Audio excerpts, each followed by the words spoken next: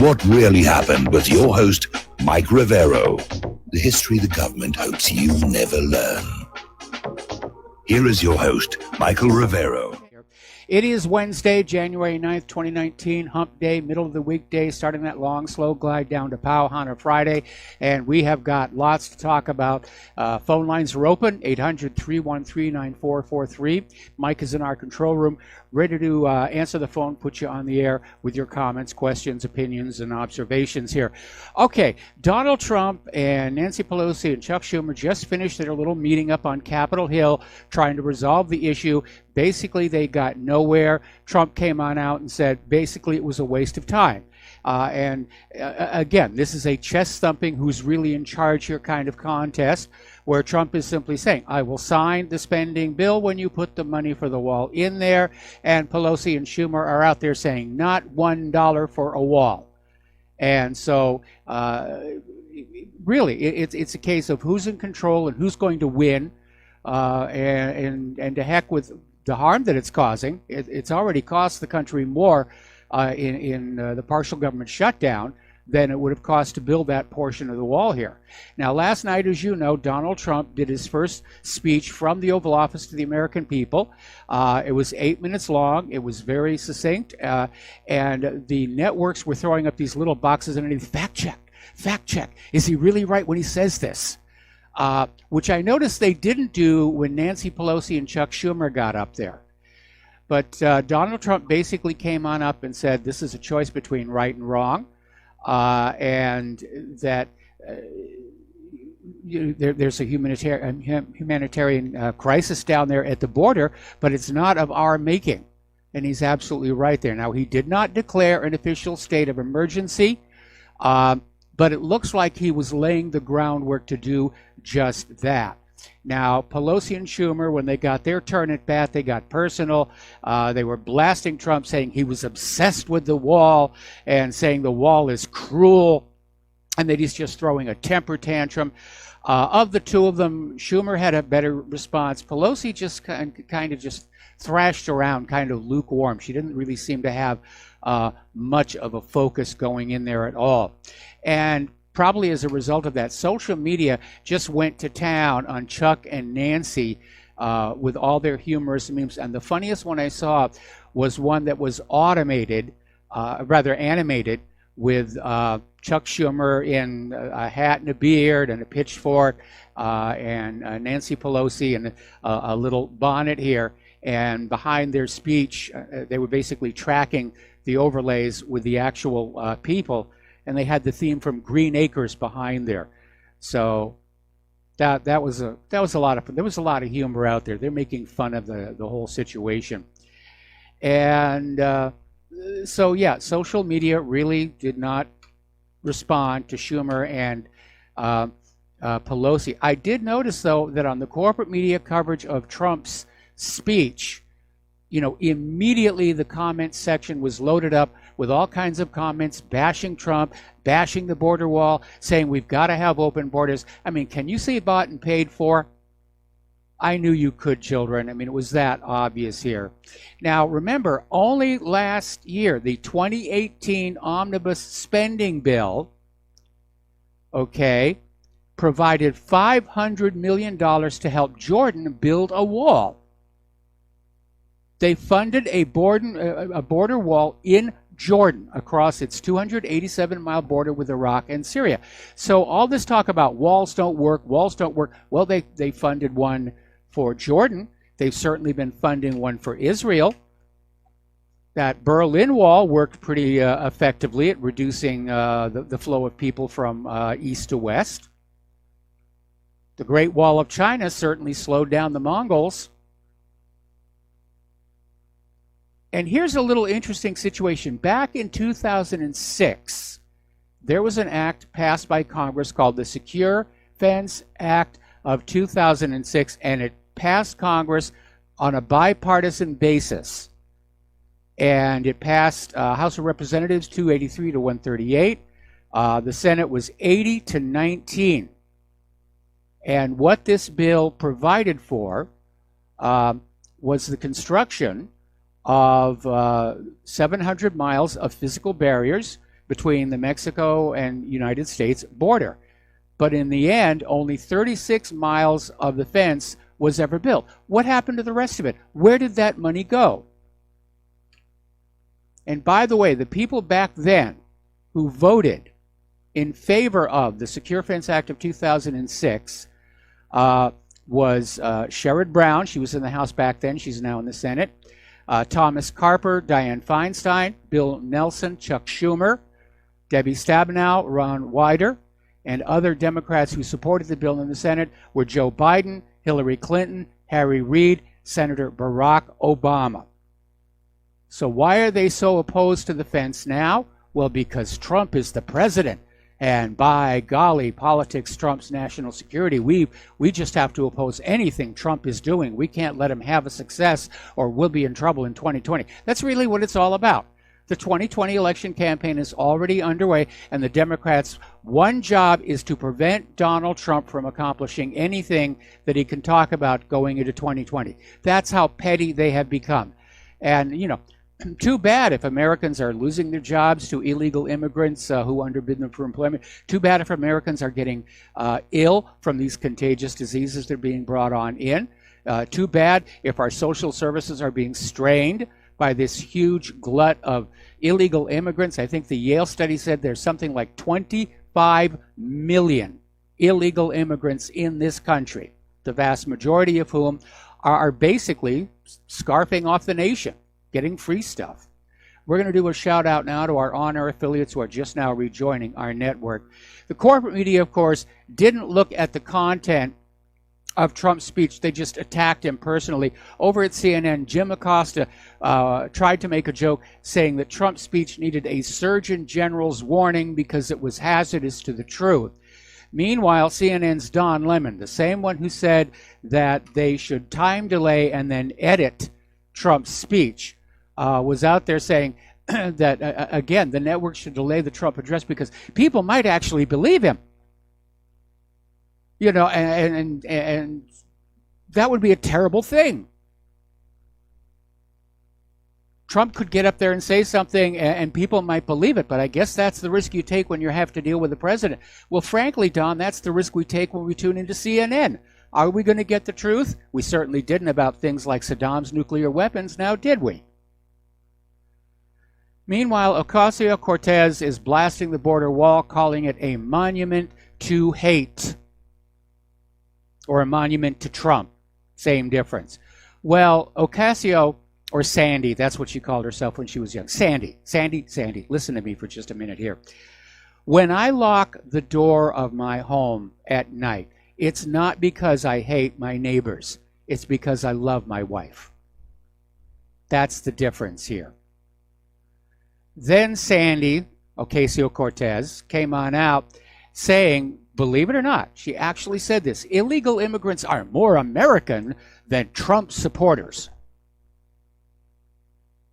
How did this woman get elected saying things like that? Trump supporters are American citizens. The illegal immigrants are not. And for Sandy Ocasio-Cortez to say that illegal immigrants are more American than Trump supporters, it's ridiculous. It's completely unsupportable. And what's really amazing, though, is to look at all of these people who are attacking the border wall, who are attacking Donald Trump, who back in 2006, they were all in favor of it. They thought it was great. And again, back in 2006, talking about the Secure Fence Act, Barack Obama was out there saying the bill before us will certainly do some good. Hillary Clinton said, look, I voted numerous times when I was a senator to spend money to build a barrier to try and prevent illegal immigrants from coming in. And I do think you have to control your borders. That's Hillary Clinton, 2006. Back in Bill Clinton's 1995 State of the Union speech, he said all Americans were right to be disturbed by the large numbers of illegal aliens entering the United States, adding that illegal aliens impose burdens on the U.S. taxpayers. Now, Chuck Schumer, and there's actually a video out of him saying that, yes, he's in favor of secure borders. Shortly after voting in favor of the Secure Fence Act, basically did a speech at the Georgetown University Law Center.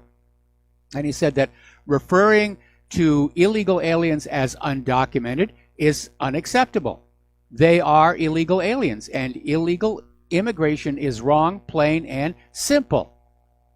When we use phrases like undocumented workers, we convey a message to the American people that their government is not serious about combating illegal immigration. In 2013, Nancy Pelosi, then House Minority Leader, referred to border security as a basic principle and urged Congress to support legislation to secure the U.S. border. Joe Biden said that we, meaning President Obama and himself, felt so strongly from the day we took office for the need for immigration reform in 2014. Basically, Biden continued by criticizing those who entered this country illegally. Imagine, I say, I got a good idea. Let's gather up everything we have, sell it, give it to some coyotes to take us into a country that doesn't want us, drop us off in God knows where. We don't know anybody. We leave everything that's familiar to us. Let's go. Isn't that going to be a great idea? These are horrible decisions these people are making. And we know, certainly in the case of the migrants in Europe, the reason they're making those decisions, they're being promised there's going to be free stuff at the other end of that path. And who knows what the illegal immigrants are being told to lure them into the United States of America. As long as you vote Democratic, you'll get free stuff. Won't have to work anymore. We'll put you on welfare, get you a driver's license and a voter registration card. Now, Donald Trump was right to include in his comments about the border fence the drug problem in the United States of America. And you need to remember that he's not proposing a wall between all of Mexico and the U.S., although that would certainly be appropriate. The U.S. southern border is approximately 2,000 miles, and the discussion is about 1,000 miles of physical barriers in regions that are heavily controlled by the drug cartels. Now, the Texas border is about 1,200 miles of the approximately 2,000 miles of the southern border. Most of that is the Rio Grande. So throw in a few crocodiles. We don't have to worry about that anymore. Mexico has numerous states under the direct influence of drug cartels.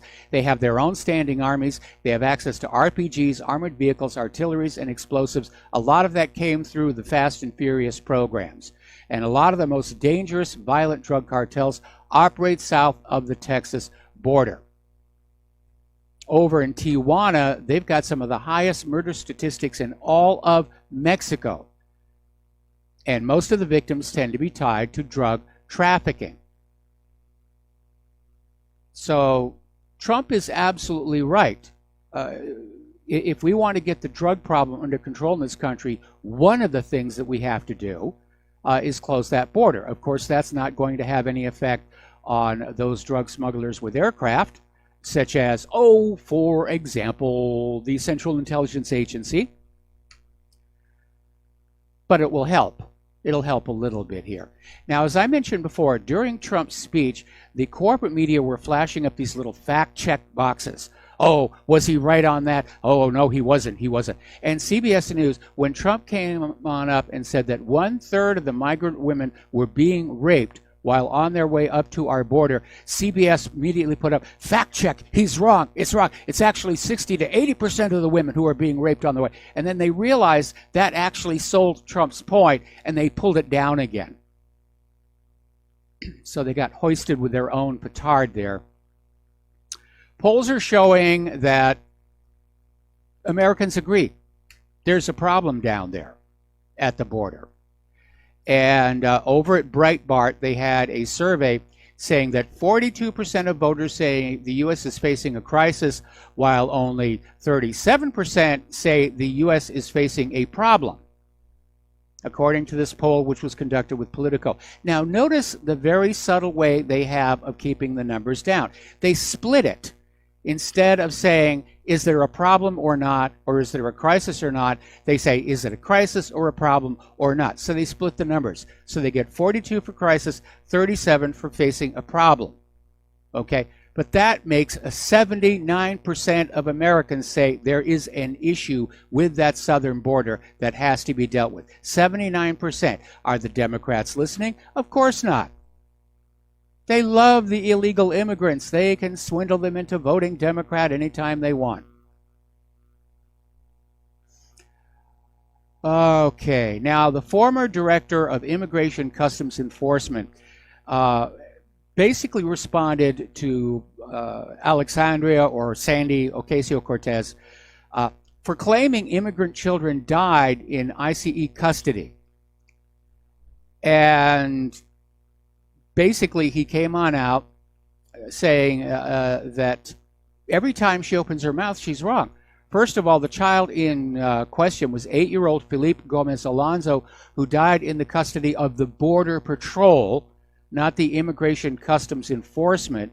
And Border Patrol did everything they could to save the child's life. He was in bad shape.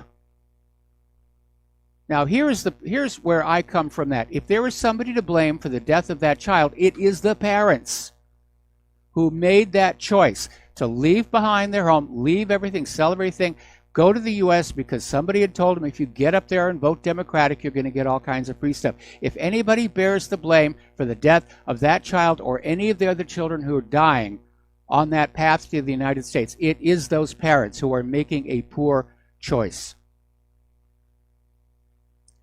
Now, Alexandria Ocasio-Cortez came on out on MSNBC saying that Trump is anti-American for not letting in every foreigner who wants to come. I think we need to go back and recount those ballots in her election. I can't imagine people actually voting for somebody this dumb. And she came on out again and said that Trump is forcing illegal immigrants to be illegal by not giving them legal status as soon as they step across the border. It's utterly, utterly ridiculous. Okay, let's see. You're coming across the border, and what do you do? Well, I'm with MS-13. I'm here to sell drugs to your teenage kids. Okay, here's your legal status. Just get on in.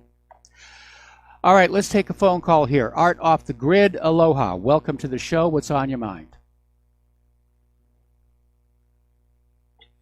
I'm kind of curious. I was listening to talk radio earlier today, and there was some talk about, I don't know, I can't recall the name of the group, but apparently there's a group of some kind of organization over there in France that are trying to instigate the people into a run on the banks. It's now, the Yellow Vests.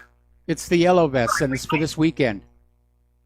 And now we know what happened in 1929 right here in the United States when the run on the banks. This was when the banks called in all their loans, and of course nobody had the money, so everybody was rushing to try to close out their accounts, and this is what caused the big butt kick for the Great Depression. So now I'm kind of curious if the yellow jackets, yellow vests, or whatever the heck you want to call them, seems like nobody can decide whether to call them yellow jacket, yellow vest, or yellow coats. Well, call them whatever you want. If they are successful and are able to instigate a run on the banks this weekend, or this week, how do you think that will affect the global economy? Well, it's already had an effect on the euro. The euro's already dropping. People think that there may actually be something because the yellow vests are enjoying a huge amount of popular support. Now, your understanding of the crash of 29 is a little bit flawed. What initiated the event was the crash of the stock market. That led the stock market to send out the margin calls to ordinary citizen investors. They didn't have it, and that's what began to bring the whole pyramid down. Anyway, listen, Art, stay on the line. We're going to take a break for commercials, and we'll bring you right back after these words. And aloha, America. Welcome back to our show. We're talking with Art off the grid, and we're talking about the fact that the Yellow Vests are calling for basically the French people to pull their money out of the French banks this coming weekend. And the Yellow Vests are taking a bit of a gamble here because if nobody does pull their money out, if it's just a fizzle, that's going to undermine the idea that they have a lot of popular support. But apparently this is going all over social media, and they're trying to build some momentum toward this. If it does look like a lot of people are getting ready to pull their money out, Macron may be forced to take some draconian action, like shutting down social media or simply ordering the banks to stay closed and not respond to withdrawals, either one of which would damage him politically as well. So this is getting to be a real intense situation over there in France. You know, we know that when the stock market crashed in 1929, 1930, and we went into the Great Depression, that was basically pretty much just, it was contained within the United States because we didn't have the global economy like we have today. Yes. So I'm kind of curious, when we hear people talk about if the U.S. economy tanks, you know, the whole world's economy is going to come crashing down. That's the big fear porn. Well, if the United States, let's say, for example, if we had a run on the banks here, well, what would that happen? We know what would happen. We've already seen what happens when there's a run on the banks here in the United States. So I'm kind of curious, if we had a run on the banks in France, do you think it would still affect us in the same way it would affect France if our economy were to tank because we had a run on our banks? Do you think it would play out the same way, or do you think we would maintain some immunity against it? Well, the real open question is going to be how many derivatives, credit default swaps on the French banks are currently held by American investment institutions. Because if they're holding a lot of these credit default swaps and those French banks go down, then yes, it's going to have a significant effect here in the United States of America. So it's kind of hard to guess because we don't know what that derivatives exposure really is between France and the United States. We do know there is some. We know that back in 2008, when the mortgage-backed security fraud collapsed, it caused a lot of damage to the banks in Europe, to the point where there appears to have been a covert bailout of Europe's banks by the U.S. Treasury. Okay, so you think it's just going to be basically more or less just kind of left open depending on the circumstances? I think there's going to be some effect here in the United States. How bad it's going to be, I'm not in a position to say. Okay. All right, man. You have a good one. All right, thanks an awful lot. We're going to let you go here. And getting on back to the news here. President Trump is basically ordering the Federal Emergency Management Agency to stop sending money to California for wildfire management until they get their act together. And in this case, he's absolutely right. California got a large amount of money to keep the forests managed, but Governor Moonbeam said, oh no, we're going to let them grow naturally. We're going to let nature take over. We're not going to go on in and deface these forests by, bulldozing fire trails. And of course, that's why that fire got so completely out of control. Now, Nancy Pelosi, of course, is slamming Donald Trump, basically saying that it's an insult to those who died in the fire.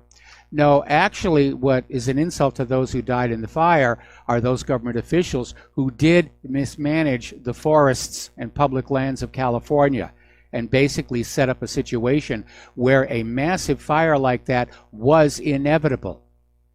You can't just let the forests grow wild and expect that they're never going to have wildfires. It doesn't work that way. You do have to manage those lands. And one of the misconceptions a lot of people have about the Native Americans is that they just lived with nature and nature did what it was going to do and the Native Americans lived there.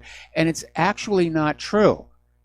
Archaeologists now understand that the Native Americans actually did quite a bit of land management, that they engineered the open meadows to make hunting easier, that they actually managed the forests to try and make them more productive. So land management is something that is supposed to be part of man's interaction with nature anyway. And again, there was that wonderful speech that Michael Crichton used to do called Chaos Theory in Yellowstone. and he included it as a subsection of his book, State of Fear, where he basically said, look at all the environmental disasters that happened to Yellowstone Park, but there's no evil corporations to blame for it. Every time something bad happened, it was done by these so-called environmental experts with the best of intentions because they just did not understand what they were doing. And again, the book is State of Fear. You can probably find it at the used bookstore. It is a book that Al Gore and the global warming people would like to go away. In fact, Crichton, shortly before his death, he was getting harassed and threatened over that book. Anyway, we got to take another break for commercials, and we'll be right back. Aloha, America. Welcome back to our show here. Now, Rod Rosenstein, over at the Justice Department, who supposedly was overseeing the inquiry into the alleged and never proven Russian meddling in 2016, is now planning to resign. He's going to step down as soon as Trump's nominee for Attorney General, William Barr, is confirmed. And at that point, Rod Rosenstein will step away. And maybe Rod is thinking it's time to basically get while the getting is good, because Barr may actually do the job. I'm being hopelessly optimistic. I'm looking back at the last 6 or 7 attorney generals who all seem part of this cover-up deep state situation. Now, Ruth Bader Ginsburg, and by the way, as you're probably aware right now, there is a movie coming out about her and her fight for sexual equality, early feminism, and she did a lot of really good work back then. So it's great that she's getting her little nod that way. She is not doing well, and she has missed her 3rd consecutive day at the Supreme Court. And this is significant because Ruth Bader Ginsburg never missed a single day of oral arguments in all of the years that she has been on that Supreme Court. And so for her to miss 3 in a row, that is serious. Now, she's currently recovering from recent surgery to remove cancerous nodules from her lungs. This is her 3rd bout with cancer. And so with all due sensitivity and respect, apparently quiet preparations are already underway within conservative legal circles and the White House counsel's office in the event that Ruth Bader Ginsburg decides to step down from the bench, or worse. Now, she's 85 years old, and I can understand once you're on the Supreme Court not wanting to step down, but I think there comes a time when anybody's going to look at their own job performance and say, I'm really not up to doing this any longer. So it looks like Trump is probably going to get an opportunity to choose yet another Supreme Court justice, and the American people will be treated to another 3-ring circus courtesy of the liberals during the confirmation hearings. Oh, that nominee, he abused a kangaroo 6 years ago, and that kangaroo had to have therapy, and he's been traumatized, and whatever else they're going to come up with here. Jerome Corsi is moving forward with his major lawsuit against Robert Mueller. Corsi, as you know, was offered a plea bargain which involved basically lying about Donald Trump so that Mueller could go after Trump. And Corsi turned him down and said, no, I'm not accepting any deal that involves my having to lie. And so Corsi is now suing Robert Mueller, I think it's for $350 million, alleging prosecutorial misconduct, bullying, and so forth. It's going to court, and Corsi is saying he's willing to take it all the way to the Supreme Court, and I hope he does. Okay, we have a caller on the line, Matt in Ohio. Aloha. Welcome to the show. What's on your mind? Aloha. I believe that this government shutdown is just organized theater to be a cover story for the economic collapse that they've orchestrated over decades, and that the cutting off of food stamp money aid in February and the lack of the IRS returning people's money to them is going to stop huge amounts of money from entering the economy from the bottom up. and they're going to use that as the cover story for why everything's collapsing, when in fact it's all been planned and orchestrated for decades. Well, I have absolutely no doubt that they're going to use the shutdown as an excuse for why the economy is falling apart. But the economic crash is not planned and orchestrated. Their problem is they can't keep it from happening any longer. This economy has been in trouble. Well, to be really accurate, the economy was doomed 100 plus years ago with the creation of the Federal Reserve, and it's been ticking along and ticking along. And over the last 30 years, especially with the decline in manufacturing, the economy has been getting worse, and they've tried to salvage it with things like the service economy, and again, siphoning wealth from the rest of the world through Bretton Woods and the petrodollar, but it's a Ponzi scheme. All private central banks are pyramid operations, and all pyramids eventually collapse, and they can't stop it from happening. But you are right in one thing. They're looking for somebody or something to blame so that the American people don't turn on the bankers and their enablers and say, you guys set this up, knowing it was going to crash eventually. You guys set this up, and you had the opportunity to fix this on numerous occasions, and you failed to do so, because Congress can rescind the charter for the Federal Reserve anytime they want to. It's not permanent, locked in stone. And so when it all comes apart, congressmen are going to say, well, the Federal Reserve was created before I was born. And we're going to come back and say, yeah, but you could have shut it down and stopped this crash from happening. Yeah, absolutely. I completely agree with you on that point. But the biggest thing I want people to remember as things start to really unravel and fall apart is that, Trump using this wall as an excuse to, keep America safe. When you look at the economic harm and all the turmoil and strife that is caused by the shutdown is going to cause far more insecurity and turmoil in America than not having a border wall.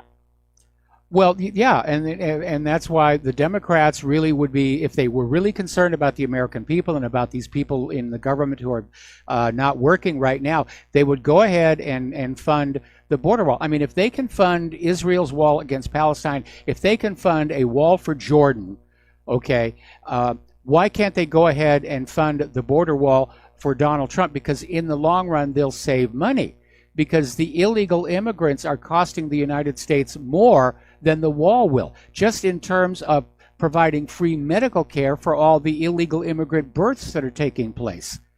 The illegal immigrants, they get into this country, and as quick as they can, they start popping out babies to become, anchor baby citizens, which is why there's a big debate over birthright citizenship. But this isn't Trump's fault. Trump made it very clear he wanted this wall funding. It's the Democrats who are out there saying, we want open borders. We want illegal immigrants to flood into this country. We want diseases to come on in, make you all sick so that the medical industrial complex is going to make money. We want the illegal immigrants here because they will vote Democratic and we can hold on to power. They're already looking towards 2020, and they think if they can get enough illegal immigrants into this country that they can take the Senate and the White House. Unfortunately, I'm predicting they're going to take the White House, because Trump just is a disappointment at this point. So we have to work to keep the Senate Republican. But again, nobody planned or engineered this coming economic crash. The problem is they can't keep it from happening. Right. Well, I appreciate your time. Have a great show. All right. Thanks an awful lot. We're going to switch over to Dustin in New Jersey. Aloha, Dustin. Welcome to the show. What's on your mind? How you doing, Mike? Hey, Mike, correct me if I'm wrong. The IMF is located in Brussels along with NATO, right? I think it's headquartered there, yes. The World Bank's in Washington, D.C., right? Yes. Well, do you know the head of the World Bank is stepping down 3 years ahead of time? February 1st. He's getting out of Dodge. Ooh, yeah. That's a very telling message right there. Yeah. So, it could be a coincidence. There might not be. I know we're not in part of that clique to know these things, But Mike, I don't know if you know this. Did you hear about Iran is holding a U.S. Navy veteran? I guess he was maybe spying also. Yeah, he got arrested a while back, and they accused him of espionage. Yeah, I mean, there's like a tit for tat going on all around the world. You know, I mean, yeah, there really is, but I think they're trying to make a big issue about this sailor as part of the overall campaign to demonize Iran. Oh, Iran is holding this sailor, and they should send him home and everything. But if he was committing espionage, I mean, anybody who works in intelligence as a field agent, I hope understands the risks. You go into somebody else's country and you conduct espionage, they're going to be very angry about it if they catch you. I mean, during wartime, you're subject to summary execution. Yeah, remember when the United States went into, I mean, this is how bad this country's become. Our government went into the Russian embassy. Remember that? I mean, no, I mean, that's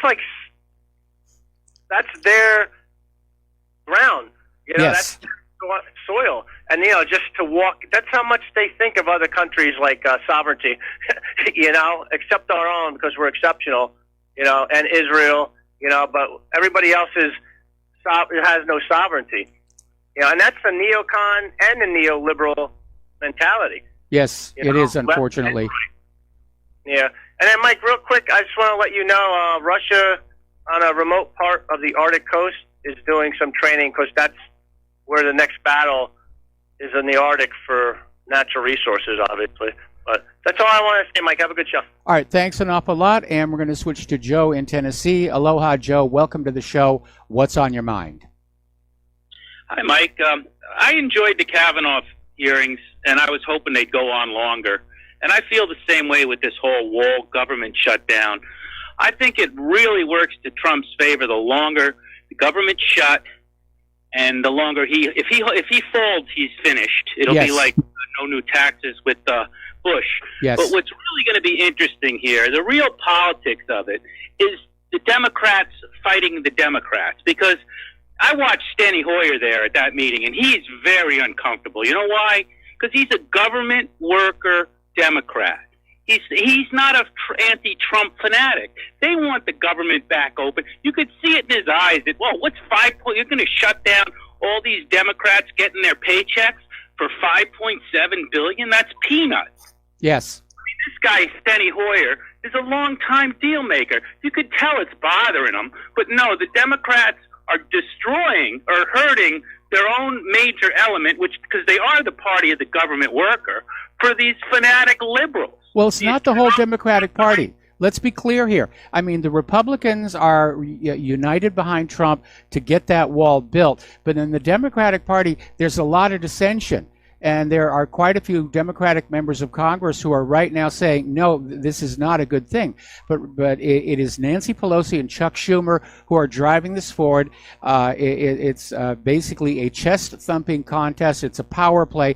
And they don't care about the harm they are causing to the nation or even to their own Democratic workers or anything else. It's not about the borders. It's not about immigration. It's about basically damaging Trump politically by making him back down.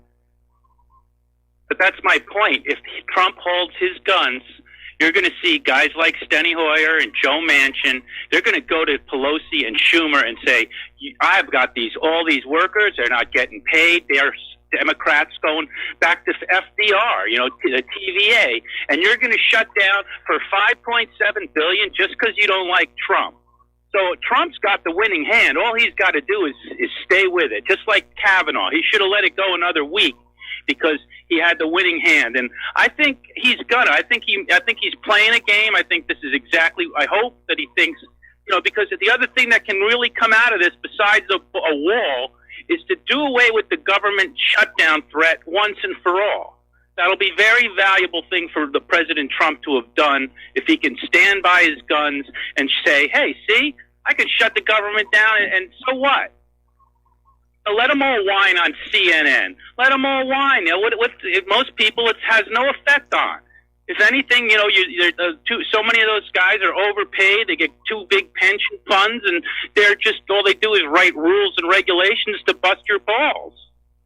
Yeah, a lot of people, they look at federal government workers who are paid anywhere between 1.25 to 1.5 times what people in the private sector are paid for the exact same work. And you're right, they have got amazing benefits. They've got union protection. It's almost impossible to fire them. And there's a lot of hostility against them. In fact, I'm looking at this article that just came out of Reason magazine saying, please, TSA workers, don't come back. And so it's going to be hard for Pelosi and Schumer to get the public on their side by trying to build sympathy for the out-of-work federal workers. Now, obviously, some groups like the park rangers and everything, people are going to be feeling bad about them. But Pelosi and Schumer are basically counting on the corporate media to keep portraying this as Trump's shutdown, Trump's shutdown. And so we, the American people, we, the independent media, all of you Rivero's Rangers out there, need to make a point of saying this is all the fault of the it's all the fault of Schumer and Pelosi, who are just out there trying to score political points at the expense of all of these federal government workers. And again, remind them, they're screaming about they don't want a wall on the border with Mexico to deal with the illegal immigrants and the drugs and the gang members coming up. But they were perfectly okay funding a border wall for Jordan. They were perfectly okay funding a wall for Israel. And right now today, there are 4 times as many border walls on between countries on Earth as there were on the day when the Berlin Wall came down. So walls are seen as a good thing, and you need to, yeah. Well, where I sit, the way I see it, one of two things is going to happen. Trump's going to hold it to his guns, and the Democrats are going to cave, or Trump's going to give to the Democrats and reopen government and declare a national emergency and win anyway. So he's sitting on a winning hand. Personally, I hope he holds to the guns of keeping the government shut down, because I want to show the world I want him to show the world that not to be scared of shutting the government down and when necessary. And that'll take this whole government shutdown wand away from these people. It was stupid when Gingrich surrendered back in '95. I never forgave him for that. When he had the government shut down, he surrendered because a bunch of slave rides were shut down in Yellowstone. Oh my God! And the media was cacophonizing what a demon and the Grinch that he was. And he just folded like a cheap suit. I think Donald Trump is made of sterner stuff than Gingrich, and I hope he stands by his guns. He has to stand by his guns. If Trump caves on this, that's the end of any chance he has in 2020. He's disappointed his base so many other ways. He's got to win this one, and he's got to start working his way back toward, giving back to his base the support that they gave him in 2016. Because right now, the people who supported him, absolutely. We got to take a break for commercials. Anyway, Joe, thanks an awful lot. Got to take a break. We'll be right back. And aloha, America. Welcome back to our show here. Now, we're going to go back to the phones to Miles in Maine. Aloha. Welcome to the show. What's on your mind? Aloha, Michael. It's nice to hear you. Thank you. Michael, you're welcome. I was just, thinking, and I can't help but get this thought ever so often, and how everyone forgets. Whoever, we're talking humanitarian and this stuff about these illegal aliens, but whoever remembers illegal alien Gonzalez floating into Miami from Cuba? I remember him. I remember the big stink about, sending him back. That was a real awkward situation. And I think it illustrates why we need a clear set of rules and guidelines about immigration. And there are no exceptions and no loopholes. That's where a lot of this stuff comes from, all these loopholes. And I'm finding myself siding with those who are saying that there has to be a way to say that, no, you non-citizens can't sneak into this country, have a baby, and that baby becomes a citizen. I do think that if 2 people come from another country and they are legal immigrants into this country and they have a baby, that baby is a U.S. citizen. I'm okay with that. But that loophole of just popping out a baby as soon as you get here, that's why they call them anchor babies. Once you've got an anchor baby, that anchor baby is a U.S. citizen. You can't be deported. That's why we have 25 million illegal immigrants in this country right now. 25 million.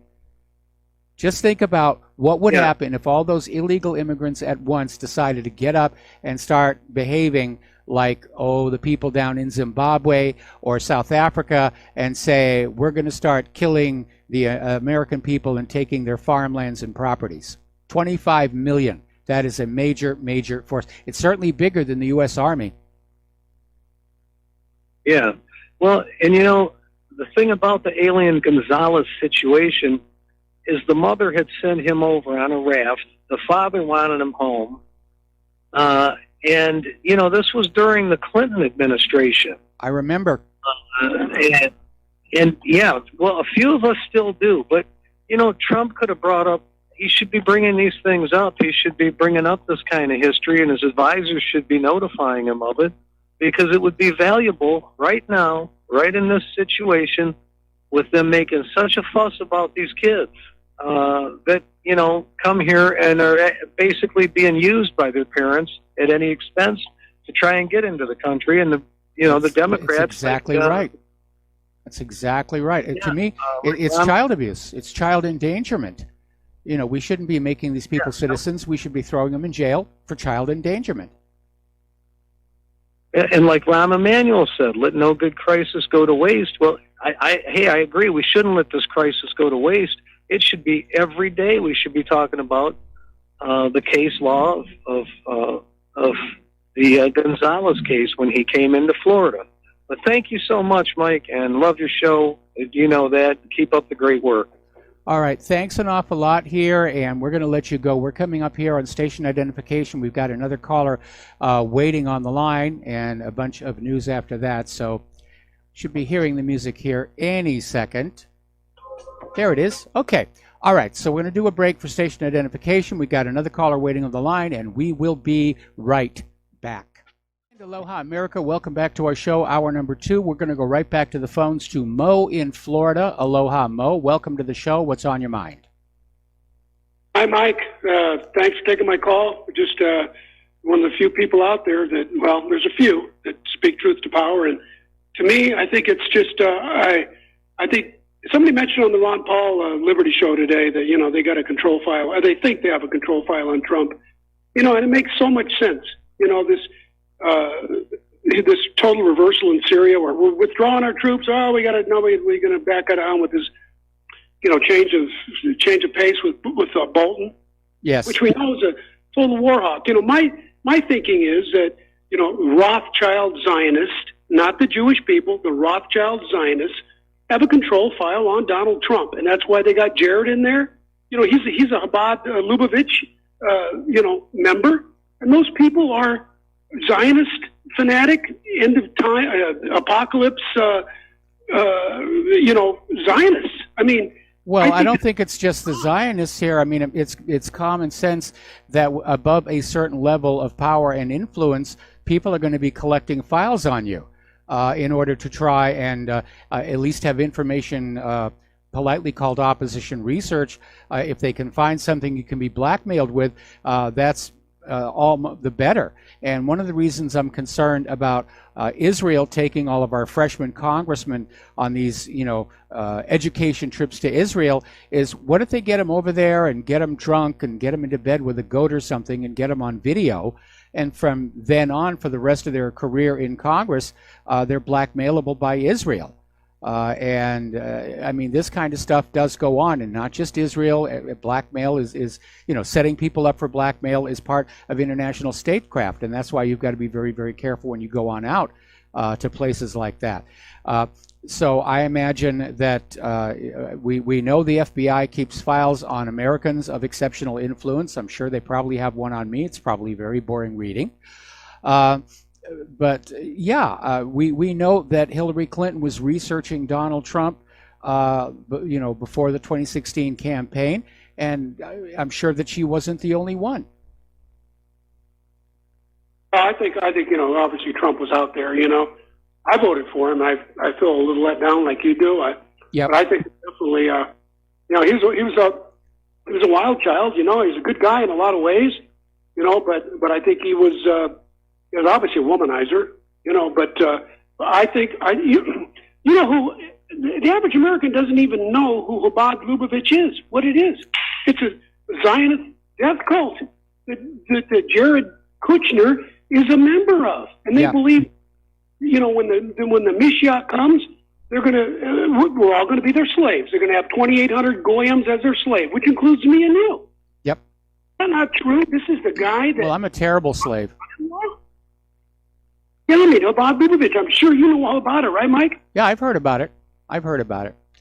Anyway, Mo, thanks an awful lot for the phone call. We're going to let you go. The phone lines are loading up. We're going to switch to Jim in Michigan. Aloha, Jim. Welcome to the show. What's on your mind? Hey, Mike.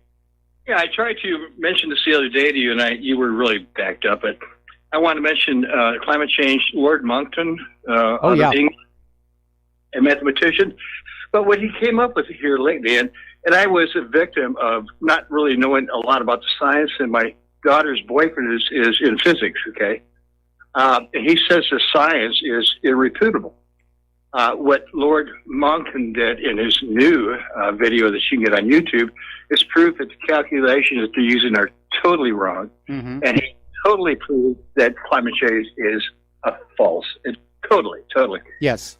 Second thing, Mike, is that I'm looking at, the president, and, he met Nancy Pelosi and Chucky Schumer. And what I'm trying to think about is when the president does, like, his Oval Office thing last night, why don't they use the information they have, like Chuck Schumer, talking about we need better global security? It was years ago he did it, but actually show him on camera. I mean, his video, and Pelosi too, and Hillary Clinton and Bill Clinton all going, we need controls in our border. We need to fund a wall. We need to do. I mean, why doesn't he do that? He did it on Twitter. Trump put out on Twitter, he put out this really well-made video showing the chaos down at the border, and right smack dab in the middle of it is Chuck Schumer out there saying we need better border security. But why doesn't he do it when he has the advantage of the whole American people, left, right, center, whatever? If he does it from the Oval Office, just go, well, here's Chuck Schumer. Here's Nancy Pelosi. Here's Bill Clinton. Here's Hillary. He may have been concerned about the issue of decorum, that being the Oval Office. But I think in theory, you've actually got a good idea. That Trump really needs, instead of just sitting there and talking to us and then have the corporate media rip it apart, be in a position to actually have irrefutable documentation out there, like the video of Schumer saying we need better border security. How would the corporate media respond to that? Well, I know that Don over at CNN would say, well, this is why we have to put the president on tape delay so we can cut out this obvious propaganda that he's using. Yeah, this is not a video of Chuck Schumer, but yeah, I'm just thinking the president has all this access to everything, and to actually show how just incredibly horrible these people are, just showing their own words. It's like, well, don't look at me, look at what he said. Yeah. And go through the whole long list. And that would just show to, and everybody's going to watch him, the haters, the lovers, whomever, the doubters, what have you. But if he does something like that, there's going to be no question in anybody's mind that what he's saying is right, and that the people who are against him because it's Trump, not because they're looking after the security of this country. So anyway, just my idea. Thanks, Mike. All right. Well, thanks an awful lot there. Before you go, though, on the issue of climate change, it sounds like I think you said it was your daughter's boyfriend who's the physicist? Yes. Okay. Unfortunately, these days, science education is basically consisting of reading what happened before, memorizing it, and regurgitating it. And the idea of challenging first principles of scientific method, that really has gone away. And what passes for science today is little more than scholarship and repetition. And that, of course, is how we got into trouble with epicycles all those hundreds of years ago. The reality is that a lot of science journals are bought and paid for fakes, especially in the medical area.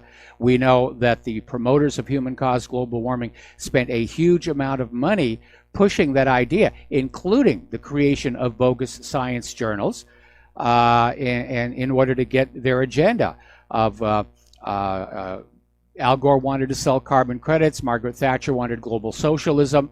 The globalists wanted a one world government, so forth and so on.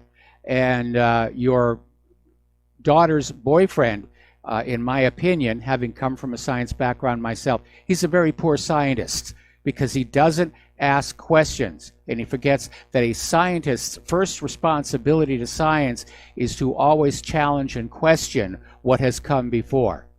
Otherwise, we'd still be thinking that the Earth was the center of the solar system. Well, that's the thing, though, that when I had this discussion, it really got a little bit heated, even though it was in really good taste. But, he said the science is done. There's no discussion. And then I had mentioned, I sent him a link to Lord Monckton's science, okay? And Lord Monckton had these incredible mathematicians, physicists, climatologists that he had on his crew, and they just prove how phony and how false the equation they used to come up with their ideas that the Earth is warming, and they were totally wrong. And yes. We're seeing that now. I mean, Europe is getting slammed, and it's starting to hit the North American continent. It is going to be the very hard winter that the Old Farmer's Almanac said it was going to be. And I'm sure we're going to start hearing the corporate media out there saying, well, global warming is what causes colder winters, which, talk about Orwellian. Yeah, thanks, Mike. All right, Thanks an awful lot. We're going to switch over to James in Japan. Aloha. Welcome to the show. What's on your mind? Is this for me, James in Japan? Yes, James in Japan. You are on the air. Hi, Mike. How are you? I'm fine. That's great. Hey, listen, I got 2 kids going to Hawaii. So I want the first kid to buy you and Claire lunch, and I want the second kid in May, an action star with all this Hollywood stuff around him, to take you to a Hollywood party and get you some lobster tails and stuff like that. That's all I wanted to talk to you about. Well, I do appreciate that, and Claire and I tend to stay home a lot because she's still recovering from her back injury. But when we get closer to your children coming here, let us get in touch and see if we can work something out that's like really close to where we live, okay? And I do appreciate the offer. Hey, Mike, just the final thing. Like my son Shane is up there and on the 14th, and I told him get him a great ribs or lobster or whatever, and I'm going to give him your number. Well, you can give him my number, but if you're talking about the 14th of this month, that is definitely not going to work because, unfortunately, and I haven't even told John Stadmiller this, I have been summoned for jury duty on the 15th. And what I'm going to do is go on in there with my little citizen's rule book, and be reading about jury nullification, and hopefully they'll kick me out of there that same day. But so I would say not likely to happen, but please I extend my thanks, okay? So we're going to let you go. Thank you very much. And the phone lines are now open. Okay, we have been talking about this propaganda operation that was led by a former Obama official. And back during the 2017 Alabama special election, they pulled off 2 frauds against Roy Moore. One was a Facebook campaign to make it look like he was supported by Russia.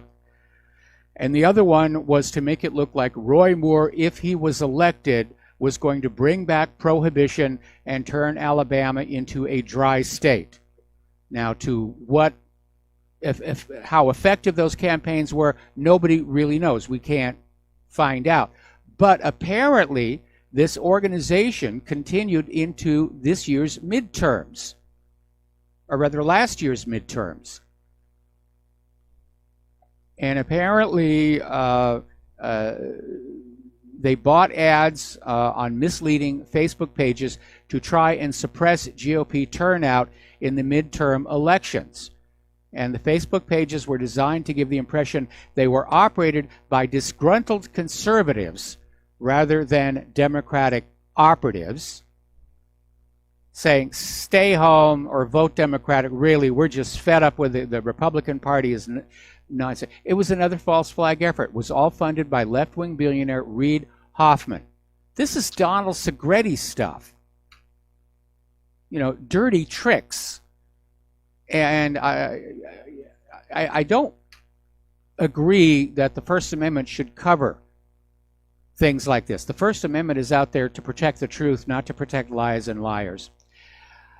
Okay, Democrats are already out there trying to pass an amendment to abolish the Electoral College. Well, they can pass a bill to abolish the Electoral College. Then it has to go to the Senate. I don't think it'll pass there. Then it has to be sent to the president for signature. Trump is not going to sign this after 2016. And in any event, they will never, ever, ever get 3/4 of the states to ratify it.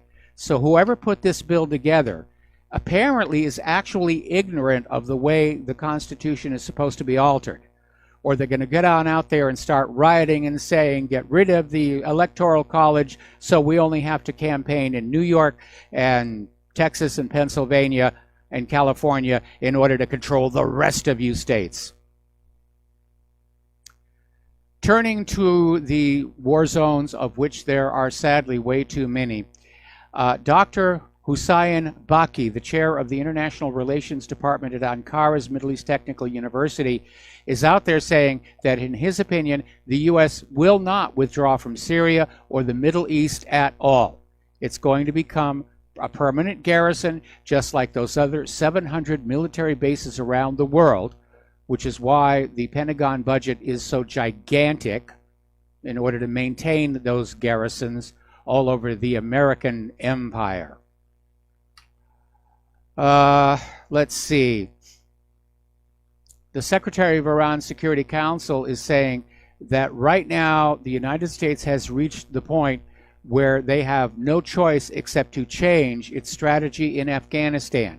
It's been 17 years. The United States has been in Afghanistan longer than World War I and World War II put together, and they are losing. They are being pushed back. So is the Afghan puppet government, the installed junta. Just like they're losing in Syria. Now, speaking of Syria, the military has approved this idea of a conditions-based Syria withdrawal plan. And they're now basically saying, Commander Sean Robertson came on out and said, Operation Inherent Resolve has an approved framework for the withdrawal of forces from Syria and is now engaged in executing that withdrawal. In other words, they're waiting for certain conditions to be met, which will never be met. And he's saying there's no timeline. Will not subject troop withdrawal to an arbitrary timeline. The framework will be influenced by a number of factors, including weather. They're calling it a non-withdrawal withdrawal. So again, for all you soldiers serving in Syria who thought you were coming home for spring, sorry, you're not. Turkey is asking the U.S. to hand over all their military bases in Syria, about 16 of them in northern Syria, which were set up for the fight against ISIS. And this apparently was in the context of Trump's announcement of a withdrawal from Syria, and Turkey figured they'd go on in and say, we'll just take over those bases. But I can imagine, since that is not actually happening, that the United States is going to tell Erdogan to basically go get stuffed.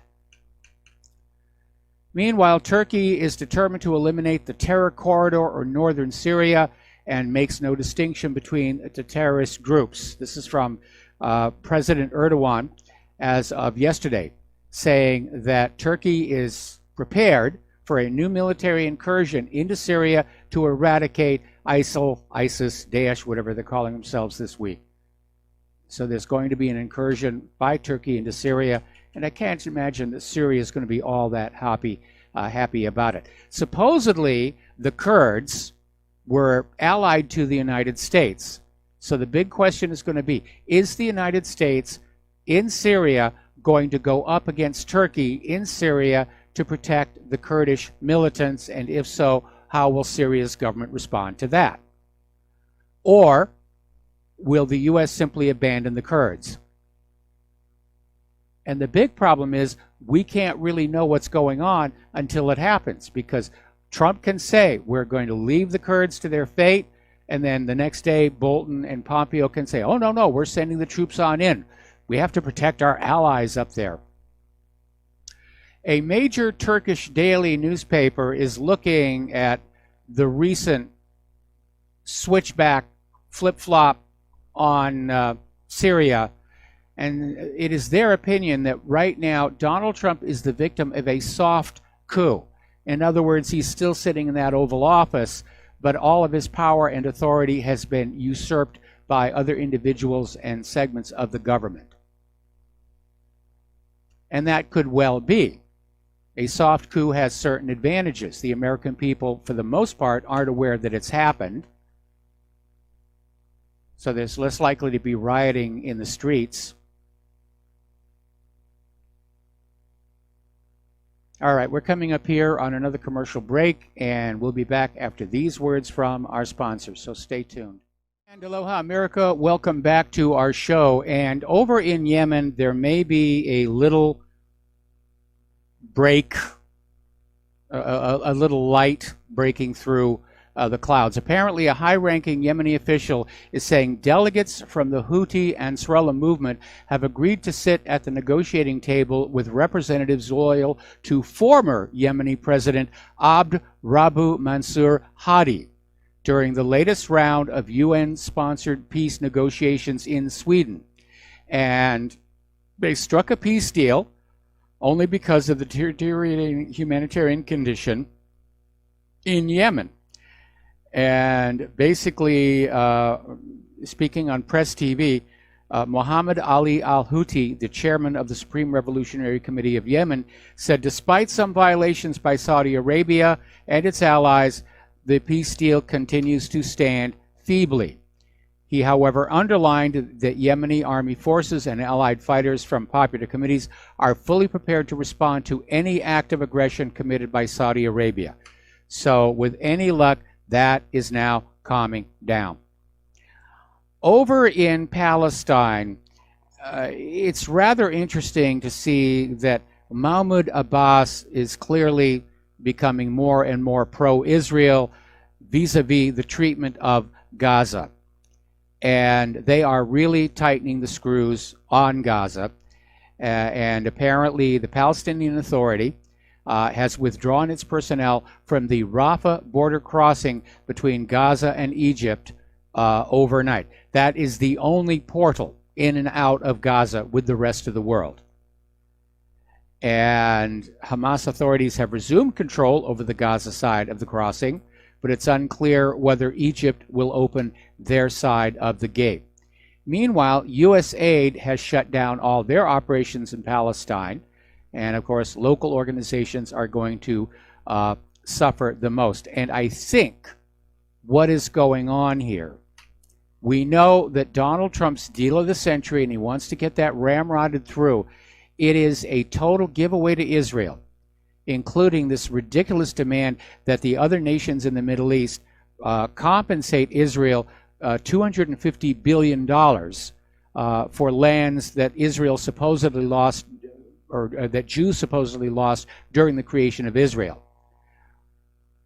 Another condition in there is Palestinians surrender their right of return, which was guaranteed to them by the United Nations.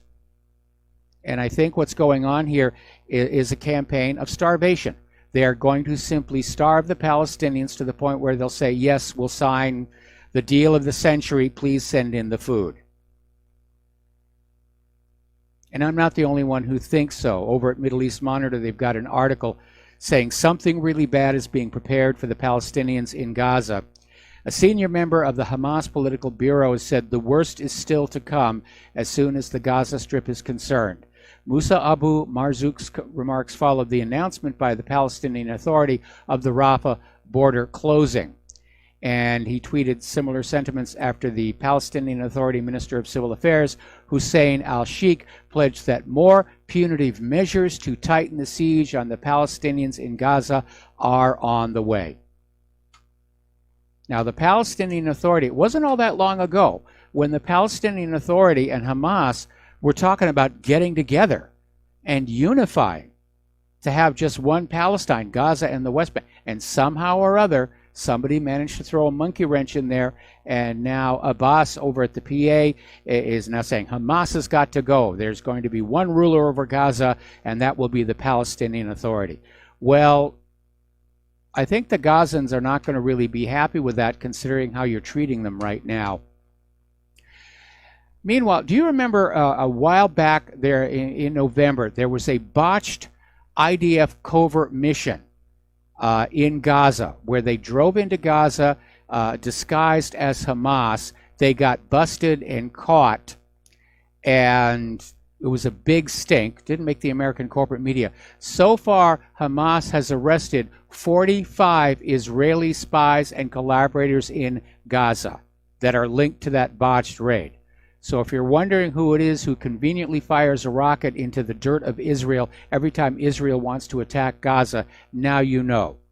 They have spies and infiltrators. So apparently the arrested Israeli agents had been recruited by Israel over the phone and social media, often through the use of blackmail. So the Israelis continue to recruit Palestinian agents to help them commit crimes against the Palestinian people.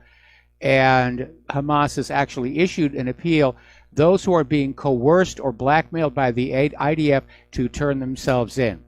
Meanwhile, the IDF is warning their forces to be on the lookout for infiltration and recruitment by the Central Intelligence Agency. Ooh, everybody's spies are having fun. They're going back and forth here. Finally, Netanyahu is slipping in the polls toward the upcoming elections. And former Israeli Army Chief Benny Gantz is closing the gap. We're going to take a break for commercials, and we'll be right back. Aloha, America. Welcome back to our show here. So we're talking about politics in Israel, and Israel is having snap elections coming on up. And apparently, Netanyahu is losing ground in the polls to former Israeli Army Chief Benny Gantz. And I imagine Netanyahu's getting very nervous because right now from his political office, so far he's been able to hold off those indictments for corruption. But if he loses this next election, he's an ordinary citizen. Interestingly enough, the head of Shin Bet Security Services is now out there warning that a foreign country intends to intervene in Israel's national elections in April through cyber attacks. So it looks like Netanyahu is getting ready to pull a Hillary, blame outside interference when he loses. Okay, now this is an interesting development. This is coming out of 21st Century News Wire, and it concerns the Skripals. And we have been talking about this situation about where are they? Following the supposed Novichok attack on them, they have not been seen except for one very obviously staged and controlled photo op with Yulia. And everybody's saying, are they still alive? Are they still dead? According to this article in 21st Century, they're actually living in an MI5 safe house, but more importantly, they are working for British security services. Maybe they were all along. Just something to think about. And that would certainly be a reason for the government of Great Britain to refuse Russia's request to allow diplomatic visits to the Skripals. The Skripals are still Russian citizens. And under international law, Russia has a right to visit with them and make sure that they're okay. Apparently, attacks on Somalia's al-Shabaab have increased under Donald Trump. So that's escalating. And in case you're wondering, Somalia is over there in Africa. So we're, again, wars all over the place here. Now, John Bolton is saying terrorists operating in Africa have repeatedly targeted U.S. citizens and interests. Well, you need to step back and say, what were those interests doing?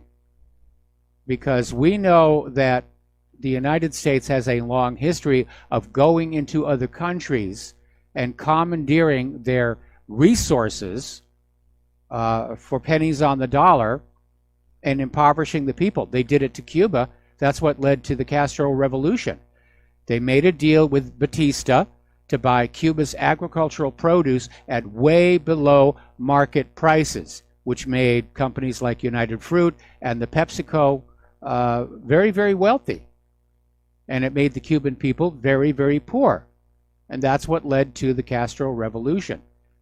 Seen the same thing all over South America. Now, over in Iran, their foreign minister, Zarif, is out there saying that the U.S. is acting like they're obsessed with Iran, that it really has become an obsession, and that Pompeo and Bolton are acting like failing psychotic stalkers. And I don't think he's off base with that. I really, really don't. Because, yeah, it does seem like our government is obsessed with Iran all the time. The European Union has decided to sanction Iran, specifically an Iranian intelligence unit and 2 of its staff, on the basis that Netherlands accused Iran of 2 killings on its soil and joined France and Denmark in alleging Tehran plotting other attacks in Europe. In other words, the EU is sanctioning Iran over things that the EU-Iran might do in the future. It's sort of minority report on a nation-state scale. As a result, Iran has given up on trying to do business with Iran, and they're turning back to their traditional partners, China, Russia, and India. And they already have mechanisms in place to be able to circumvent the U.S. sanctions. They're trading in their own currencies. They're not going through the dollar. They're not going through SWIFT. The fact of the matter is the sanctions are losing power. Russia's economy is continuing to grow. The sanctions are not having an effect because Russia is doing business with that part of the globe. The sanctions are causing more harm to Russia's former trading partners in Europe and in the United States of America. According to a World Bank report, inflation in Russia remained low while the expansion of the economy occurred last year.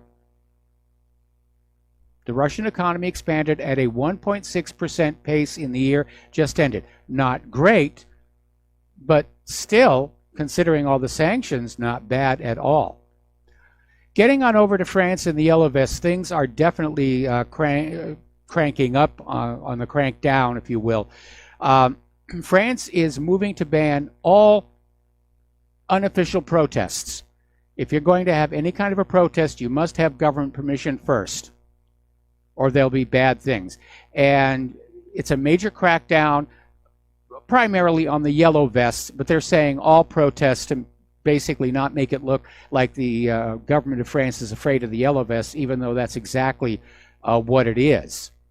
So this new law under consideration would make any demonstration illegal to begin with, if not previously approved by French authorities.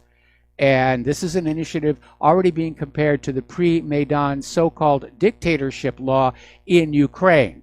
So France is going on down the same path that led to the upset in Ukraine.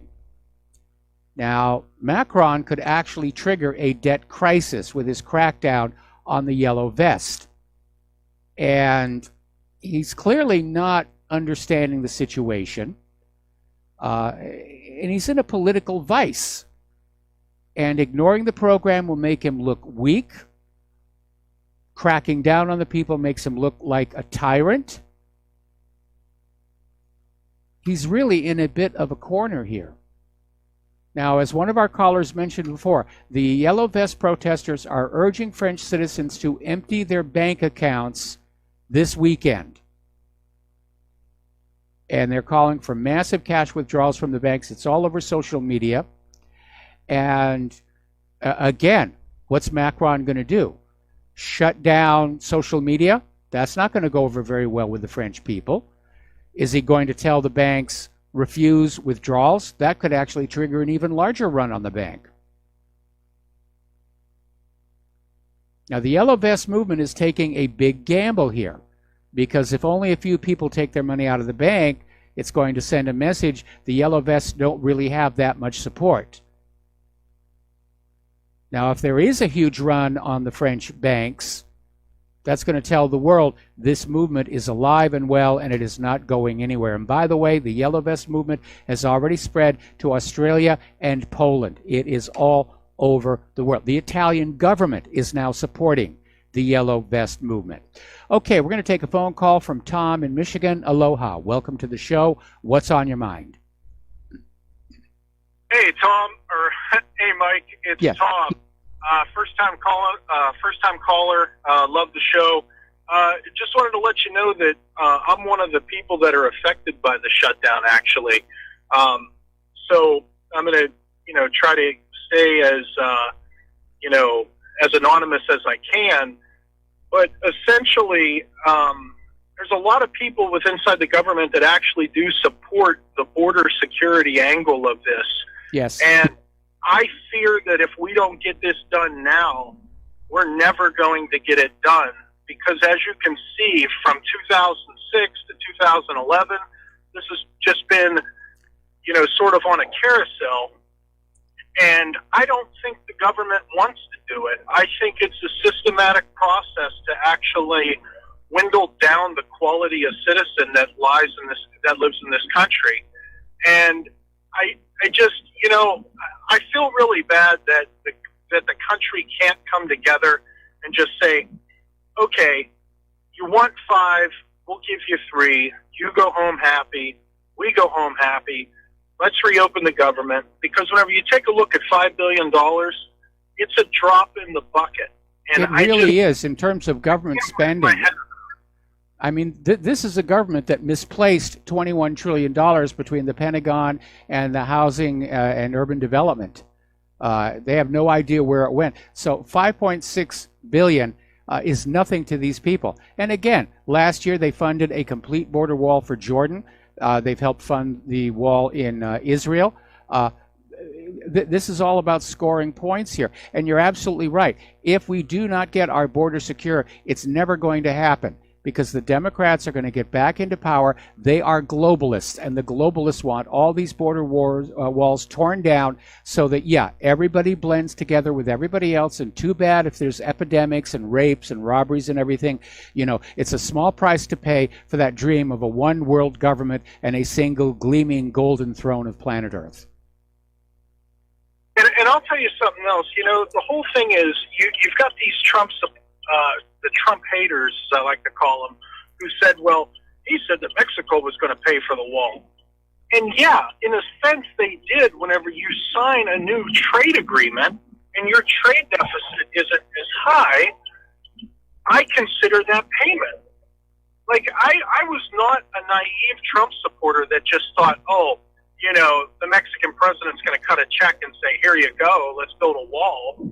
And I wasn't even naive to even suspect that it would be a 2,000-mile wall that stretched from Texas to California. But what I was expecting was high concentrated areas to have some form of physical barrier with state-of-the-art technology used in order to detract people or deter people from coming across the border. I don't understand the mental mindset, because I'm a very logical thinker. I don't understand the mindset of somebody who would allow, and it goes back to the officer in California. Yes. That man did everything right in his life. He wanted to come to the U.S. He did it. He's raising a family. He's living the American dream. And somebody who did the exact opposite of that took his life. And the people on the left are like, oh, well, it's that's a once in a million thing. Well, if you're that once, that's your whole world. There should never be a once. We should have proper vetting of people coming into this country. It's just common sense. It's just common sense. Never in the history of the world, of organized nations or kingdoms or whatever, has there ever been the idea of totally open borders. Every ruling body, every ruling council, emperors, kings, potentates, whatever, has had this idea, I get to decide who comes in and lives here and who does not. We want productive people who are coming on in, who are going to be a benefit of our society. We don't want criminals coming on in here. We certainly don't want the lepers coming on in here.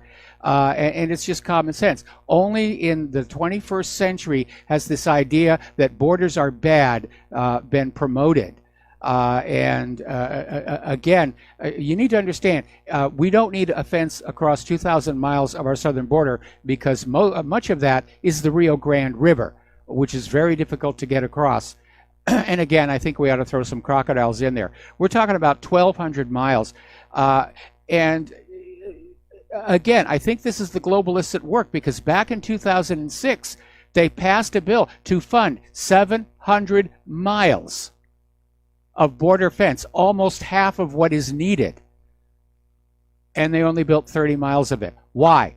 Why did that fail? Where did that money all go? Who was it who went on in and said, well, we don't really need to build this wall, even though that's what the law says? So even all the way back in 2006, we can see the globalists, the open border people, trying to undermine border security. And I'll tell you something else. Here's the other thing that gets me. I was so sick of being lied to by politicians, like, oh, you can keep your doctor, which, that was a lie. Yes. But the bottom line is that whenever somebody who wasn't a politician came to me and said, I'm going to give you something, I really think and believe that Donald Trump on day one thought he was going to be able to do that. And because he wasn't part of the bureaucracy, and he's finding out that DC doesn't want to change. Yes. And it's Rome all over again. You're going to have, whenever you're electing somebody that calls your president an MFer, you're going to have, the next thing we're going to do is have a horse elected to the Senate. It's... Wouldn't be the first time. It's pandemonium. And I just don't like the fact that, because like I said, I'm on the other side of the fence. I work for an organization, and I won't say which one, but I won't be getting a paycheck on the 15th. And I've told family and friends, I said, heck, they could keep it just as long as the money went to the wall. And my coworkers are like, man, you're nuts. And I'm like, no, I'm not. It's an investment in your future, in your kids' future. It has nothing to do about race. It has nothing to do about gender or politics. It has to do about what is right. And what is right is that there is a process, and even though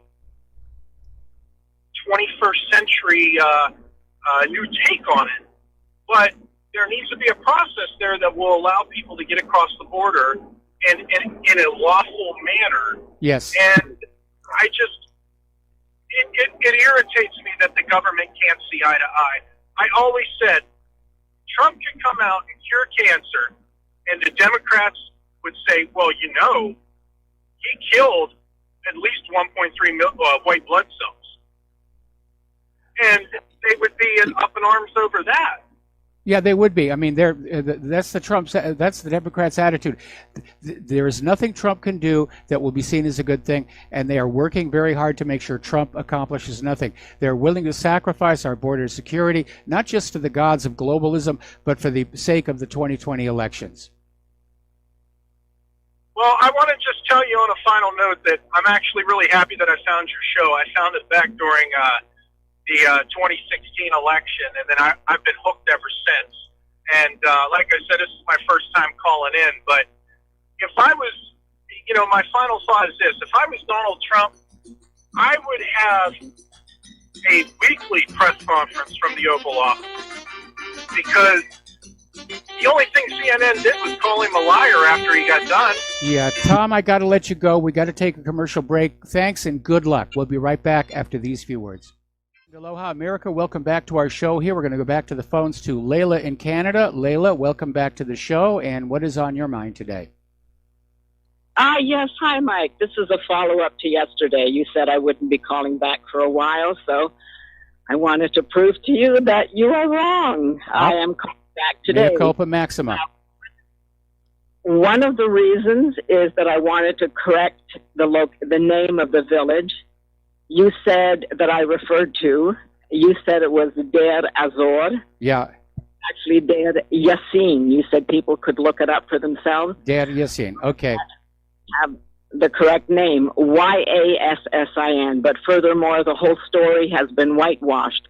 The events within the community that I described yesterday were verified by relatives of my father, who were among the men who went to the community to clean up the mess that was left behind. And what I described was exactly what had happened. But furthermore, after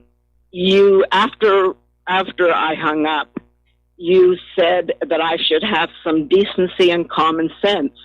Are you suggesting that I lack decency and have no common sense? Well, let me put it to you this way. The reason I got upset, like I said, I know for a fact there are children who are listening, and instead of getting into the graphic details, you could have simply chosen to say there were mutilations on the victims. And it seemed to me like, I don't even remember what topic we'd actually started out with, because when you call into the show, we have a tendency to sort of wander off into other areas that were not intended and are away from our central topic. And you've got a tremendous body of knowledge, and a lot of people write on in, they compliment you. And we got a lot of email about what happened yesterday that was split kind of down the middle, where half of them thought I should have just let you go on, and the other half thought that maybe you'd gone across a line with the graphic depictions of what was being done. So we're walking a very fine tightrope here. Mike, have you ever read the National Sexuality Education Standards Core Content and Skills for grades kindergarten to grade 12? No, I can't say that I have. I won't. Well, you should, because it is far more graphic and specific. The two words that I used were common in everyday language. And if people are talking about a revolution or a civil war, they should know what kind of consequences occur when wars become the environment within which they exist. Okay, well, Layla, it's one thing to have Layla. My turn, Layla.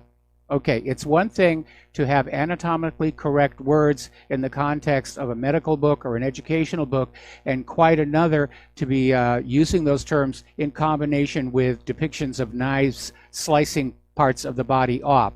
And it was at that point that I said, we really need to pull on that.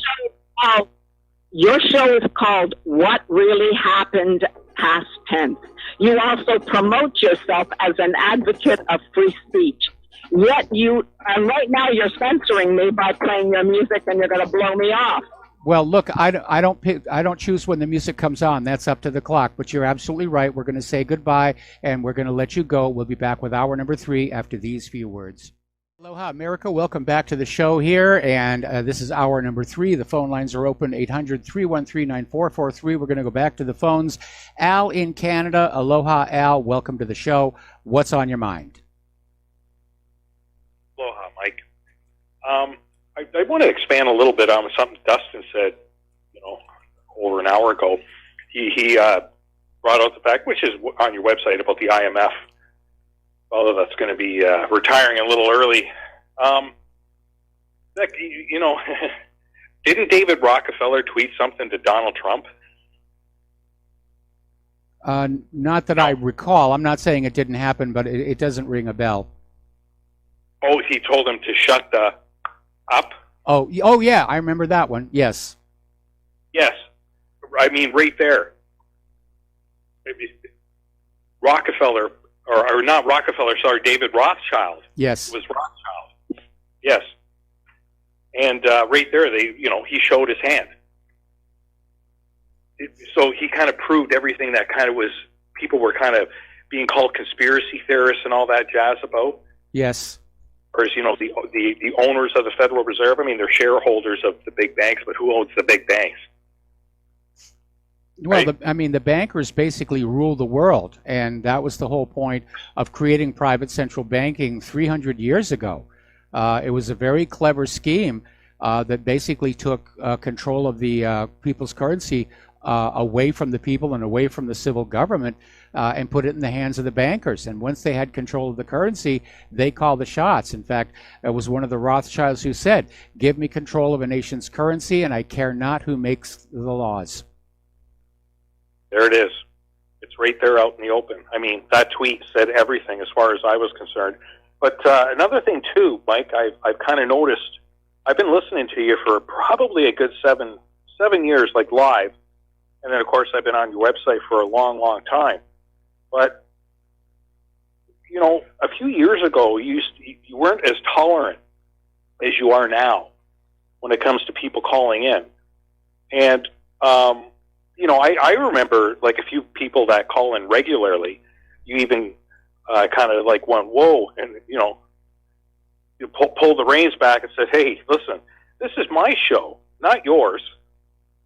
You are doing the public a favor by opening your telephone on air to other people's opinions and their views. It's not a right, it's not a right for you to take anybody's phone call.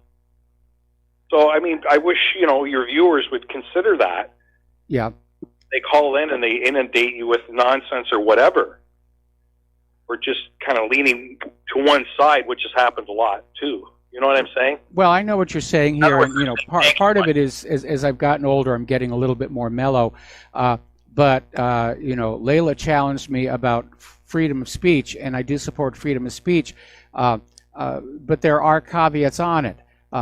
For reasons having to do with the Federal Communications Commission, I can't let people call into the show and scream profanity and bad words all over the air. I'm not interested in having people call into the show and talk about pornography because that's not what this show is all about. And in the case of Layla, there were ways that she could tell her story that would be a little bit, shall we say, gentler in the manner in which she chose her presentation. I had to say, I think this needs to be reined in because I am aware there are, in fact, children who listen to this program. And they don't need to go to bed and have nightmares over the way that this was being described. So I hope Layla will calm down and come back to the show because a lot of people admire the breadth of her knowledge. But having worked in the media herself, I would presume that she understands that freedom of speech comes with certain responsibilities, which is that you are careful about what you say and how you say it. And that freedom of speech is not just a license to give into verbal frenzy and scream whatever comes to your mind in a stream of consciousness attack. Yeah, that's the big one right there. And that's the problem with like having a live radio show that yes. more than you and I can hear. You guys, you have to be.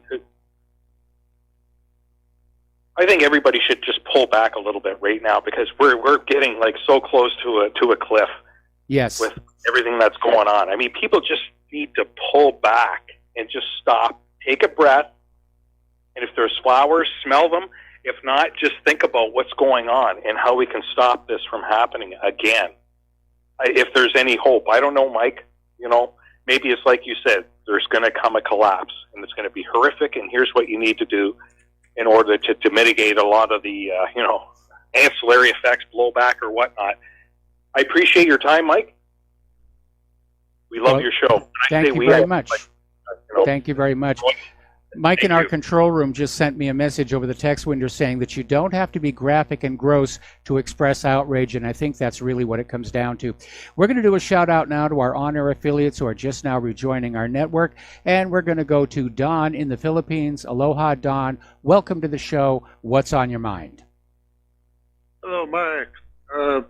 Yesterday you talked about the TSA a little bit, how they're not getting their paychecks or something like that. I mean, I don't know exactly. Basically, you're saying the regular derogatory stuff about the TSA, which they richly deserve any derogatory stuff you can say about them. But I went through not long ago, and I try to have fun with them now. I mean, I opt out all the time now, and but I told there was a young lady there that wasn't bad looking. I said, look, I'm going to opt out, but I want you to be the one to grope me. You know, so she just laughed and she said, no, I pass. But I got to thinking about it. Why not? Why does it have to be a man to grope you? I mean, we have, certainly we have, it's standard practice for women to give massages to men in America. Yes. You have the doctors, you have female doctors, female nurses, who grope every aspect of your anatomy. So if this is just supposed to be a totally professional deal where they're just trying to see if you, I guess they're trying to see if you have a bomb in your pants or something like that, right? I guess, or a weapon. Well, I mean, why can't it be a female? Well, I got an idea. TSA ought to hire up some of those women from the massage parlors up there and then charge the customers a premium to go through getting groped. Think of all the money that they would raise that way. And that would cover the government shutdown. They could go back to work and get their paychecks. Yeah, I mean, they should make it enjoyable for the customer. I mean, what if I told him I was gay? What if I was gay? What if a gay guy said, "Look, I feel violated by a man groping me. I would have to have a female I could tell him I'm gay, and therefore I have to have a female. I mean, why do they have to be so puritanical? This is the point I'm getting at. Well, they're trying to basically deal with the fact that they are getting a lot of criticism for invading the personal space of travelers, and I think most people are just very angry over the presumption that we're all being treated like criminals, that we're all being treated like terrorists by an organization that has never once actually found a terrorist, but has never hesitated to help themselves to our property as they go through our luggage. So, as I mentioned before, there was an article that came on out today saying, "Dear TSA, don't come back." And I can understand that feeling about why people feel that way. I would like to. They're useless. They're absolutely useless. They have not found a single terrorist. I mean, I don't have a problem with the bomb and drug sniffing dogs, as long as I get to pet them when it's all over, because I'm a dog lover. Anyway, listen, we're going to let you go. And Don, thank you very much for the phone call. And I've got an email that just came on in that said, I have 2 teenagers that listen to the show, and I agree with your position that the caller should be less graphic and more general about the subject she was discussing. My kids are mature enough for most subjects discussed here, but those graphic details you were giving were way too much for their maturity level, and I had to quietly mute the radio. Okay, so there's more on that. Okay, now getting on back to the international news. As you know, they're getting ready for a second Trump-Kim summit, and apparently one of the locations where they may have it, or they're considering having it, is right here in Hawaii. Oh, gee, Secret Service is going to have the traffic all jammed up again. So apparently Representative Gene Ward is saying that Hawaii ought to be considered as the Geneva of the Pacific, where disputes can be settled, and that is not a new idea. A lot of international conferences do come here. The Asia Pacific Economic Conference was here a few years ago. Actually, it's more than a few. It was back during the Bush administration, and Bush was actually supposed to show up, and because I had to attend, I actually had to get cleared by the Secret Service, which stunned me when they said, yeah, it was okay for me to go on in. Not that I had any malice or anything on my mind, but I figured because of the website and everything, they'd say, oh, heck no, get him out of here. But they may come here to Hawaii, and that would be very interesting to see. Down in Australia, something is going on. Suspicious packages have been found at several diplomatic missions in Melbourne, including the Indian consulate, prompting Australian authorities to launch a major emergency response. 10 international consulates got these packages with a mysterious white powder, which has yet to be identified, and they're treating it as a hazardous material alert and basically trying to figure out what's going on. All right. Now, here's an interesting little story. This is out of Press TV. The Pentagon, our Pentagon, which has lost trillions and trillions of your taxpayer dollars, apparently in last year's budget, they allowed $27.7 billion in funds to expire. Now, what that means is money that was allocated for various programs and it wasn't spent. And for the Pentagon, that's bad news because it justifies those in Congress saying we need to pull back on defense spending. We gave them too much money.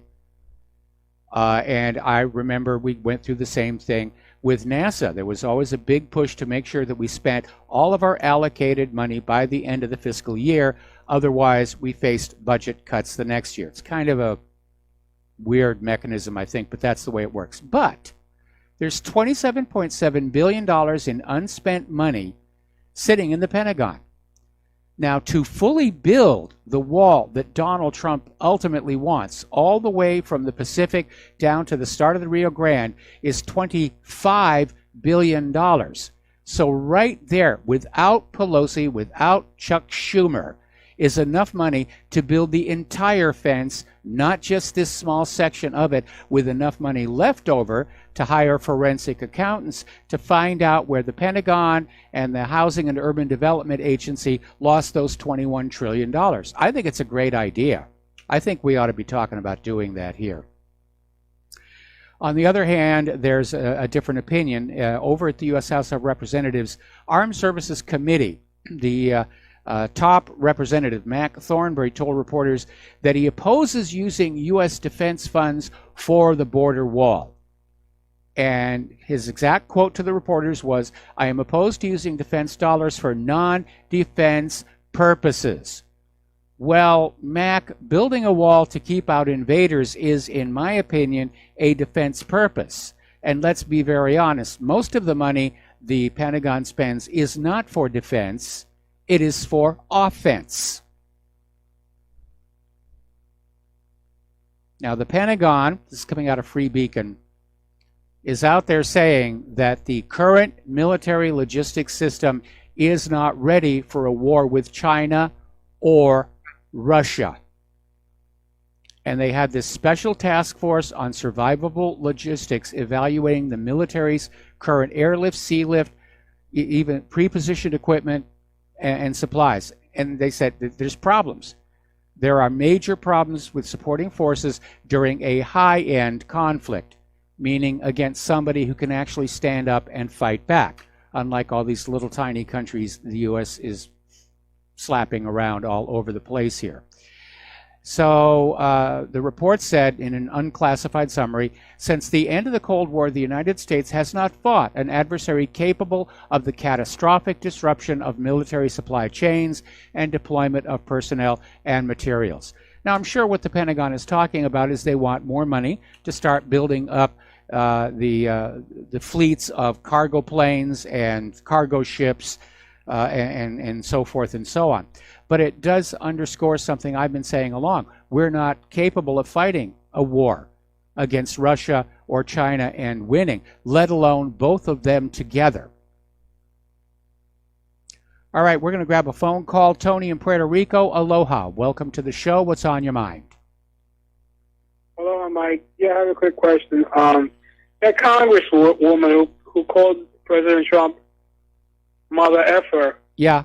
And, can the Secret Service arrest her? No. No, I mean, to be as disgusting as what she said is, it's covered by the First Amendment. She was at a party being thrown for her swearing in. It was with a political group, and she expressed a sentiment, and as distasteful as it might be, it's covered by the First Amendment. If she were on my radio show, I would certainly bleep it.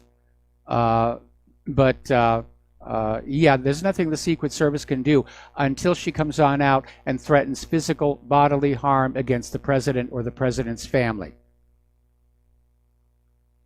Okay. Thank you, Mike. Good night. All right. Thanks an awful lot. We're going to let you go. Getting into the economic news here, the U.S. dollar is plummeting this morning, even though there's been a recent trend,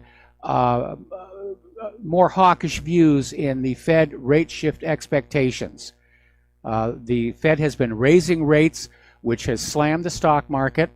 It has certainly slammed everybody with a variable rate mortgage, variable rates on their credit cards, car loans, and so forth. But there is already talk that come March, the Fed may be forced to lower rates again. So we'll see what's going to happen. This game playing with the rates is all about maximizing the profit the Federal Reserve makes from you, the American people. As long as the rates are low and the economy is chugging along, that's great for you and I. It's not great for the owners of the Federal Reserve. They want their profit. They want those rates to go up to extract more wealth. But if they do it too much, they can cause the economy to basically stutter and shut down, at which point nobody is making any profits anywhere. Over at Fitch, they are threatening to cut the U.S. credit rating because there's another debt ceiling battle coming on up, where we're going to watch Congress and the White House go through this sort of theater presentation of, oh, the debt ceiling must go up. No, we can't let the debt. And in the end, of course, the debt will go up because they don't really have any choice. Now, apparently, at least according to this story in the Daily Crusader, the euro is falling sharply, apparently triggered by fears that the yellow vest call for a French bank run might actually succeed. And apparently, the euro has fallen about 0.25%, which may not sound like much, but it could be the breeze that signals a major storm. But many people in France are disillusioned with their government, which they see as openly selling them to globalist interests. Well, welcome to our world. Okay. As you know, the U.S. government is over in China trying to come to some kind of a trade deal in Beijing. At the same time, they are supporting Taiwan's bid for independence and sending warships and bombers into the South China Sea. They do seem to be working at cross purposes, and to nobody's surprise, the U.S. issued a statement that the today's meeting in Beijing was disappointing. Basically, nothing happened. They've concluded 3 days of trade talks, and the Wall Street Journal is saying the two sides made progress toward an agreement, but leaving the thorniest issues to be resolved in higher level talks. So it doesn't look like anything happened over there. India has started paying for Iranian oil in rupees. So the U.S. sanctions against Iran are having no effect there. We'll be right back after these words from our sponsors.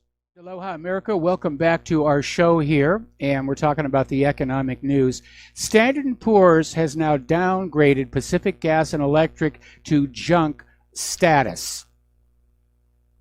This will probably trigger an $800 million collateral call. In other words, investors in PG&E are now looking at not getting their investment back. They may demand whatever was pledged as collateral on those loans.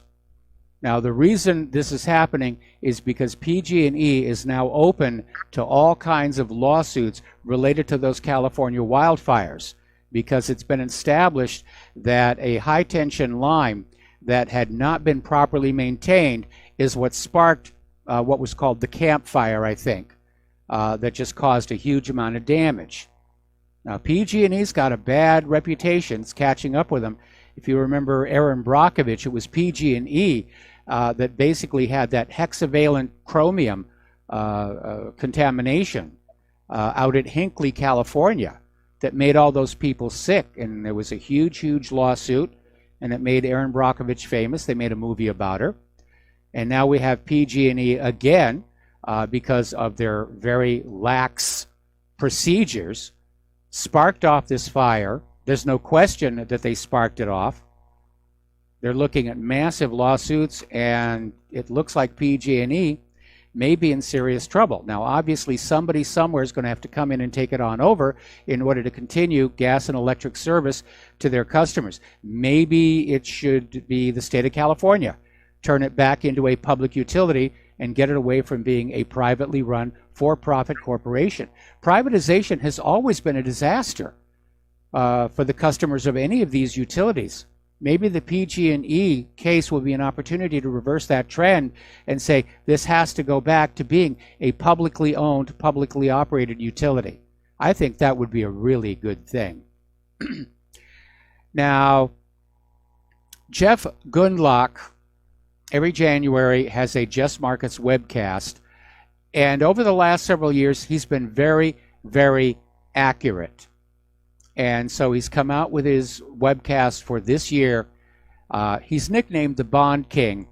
And he's saying that this is a completely horrific situation. So yet another expert with a track record is saying it's going to happen this year. It is definitely going to happen this year. Story out of Zero Hedge. Apparently the World Bank is urging, leave the central banks alone.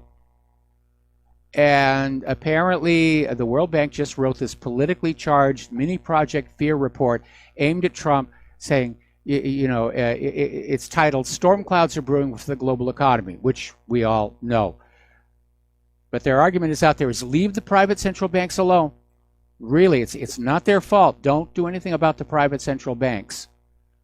Well, I think when the economy starts coming apart, you're going to start seeing a lot of nations that have nationalist governments, anti-globalist governments. They're going to start saying, yeah, we need to go back to state-owned banking and state-owned currencies. And I think that's what the World Bank is worried about, that too many people are aware of the failings of private central bankings, of the predations of private central banking. And they're going to demand this must stop. No more imposed debt slavery. Down in Venezuela, they're in a downward spiral. They're selling their oil for lower and lower prices just to keep selling it. It's dragging OPEC down as well. So at least there's a little bit of good news that at least in some parts of the world, oil and gas prices are going down. We're not seeing it here in the United States, unfortunately, at least not here in Hawaii. The gas prices are continuing to go up. Over in Sweden, as you know, their hate speech laws have been expanded to those who criticize the open borders and the migration. And apparently hate speech convictions have soared tenfold as a result of this new definition of hate speech. If you criticize the migrants coming on in, oh my goodness, crime has gone through the roof. People are getting raped for all these migrants. Oh, that's hate speech. That's hate speech. No, it isn't. They're reporting on what's going on. But Sweden's ultra liberal government, oh, no, you can't say that. You can't say that. Says, if your daughter gets raped, you just say quiet about it. Or we'll get you for the hate speech here. Over in Great Britain, boy, I'm almost on the verge of feeling sorry for Theresa May. Almost. Apparently she suffered yet another parliamentary defeat as the Brexit debate has restarted. And apparently the Commons passed an amendment that will help kill May's Brexit deal. So it looks like we're going toward if there's not a last-second compromise with the EU, it's going to be a no-deal Brexit. We got to take a break for commercials, and we will be right back. Aloha, America. Welcome back to our show here. And as you know, there is a grand jury that is being convened to look at the evidence of explosives being used in the destruction of the World Trade Towers. And this is the law. Lawyers have a right to basically demand there be a grand jury. And the U.S. Attorney for the Southern District of New York was forced to basically comply with that federal law. So everybody's getting ready to basically see what's going to happen. And I'm waiting to see just how the government intends to derail this, because obviously the truth about 9/11 getting out to the general public is going to be an embarrassment. Although it's getting on out there, because apparently a study from Chapman University in California has found that more than half of the American people do not believe the official 9/11 story. And this is in part because large sections of the official U.S. government report have been redacted and are still redacted. If what happened was what we're being told happened, there's no reason for such secrecy, really, is there? It's the same thing with the John F. Kennedy assassination. Part of that stuff is still classified. Oh, you can't know that. Just take our word for it. All right, we're going to take a phone call. Tom in Florida, aloha. Welcome to the show. What's on your mind? Yes, Michael, good day. Michael, I don't know if you had a chance to see the speech Trump gave today in the White House when he was talking about the border wall with Israel and Benny Netanyahu, and there's 99, and then he told the reporter, no, it could be 95, 99, 91 or whatever it was. But Trump said it could be 99.9% the border will work, the wall that Israel has works. Why don't we have a wall? And then I'm wondering, none of these reporters for the, I don't know what kind of government you call it, the Zionist occupation, I don't know what it is called, Michael, whatever, asked the question, well, how come we don't have a wall like Israel? And then, you know, last night, Schumer and Pelosi together, I'm telling you, you could bet on Saturday night, when they do Saturday night this weekend, they're going to have pitchforks in their hands. They're going to do a skit with them with pitchforks, like the grandpa and grandma with the pitchforks. You know? Yeah, I'm pretty sure they will. I mean, somebody already did this incredible tracked animation where they added a beard and a hat to Schumer and a bonnet to Pelosi. And they were playing the theme from Green Acres behind them while they were talking. But yeah, I mean, you could almost tell from their demeanor that they knew they were losing this one. And there's a bit of a panic out there. Certainly Don Lemon over at CNN, who's out there saying, we've got to block the president because the American people might actually believe him, tells you just how crazy they have become in their Trump derangement syndrome. Can I ask you? Yeah. Can I ask you, what would happen if one of these Democrats were to have one of their family members, a grandson or grandkid, a daughter or son, murdered by an illegal alien, like Schumer or Pelosi or any of these Democrats? One of their family members were murdered by robbery, or you got the drunk driving. Somebody hit one of their hit a van and killed two of their grandkids or something. What would these Democrats do then, Michael? What would they say then if one of their kids was killed by an illegal alien? I mean, is that alone Kate Steinle got murdered and died in her father's arms? Is that not enough to build the wall? Kate Steinle was murdered on a pier with her dad, was walking and chatting with her dad, and she ends up dying right in her dad's arms, Michael? And these Democrats still don't get it? But if it was one of their kids or grandkids, what would happen then?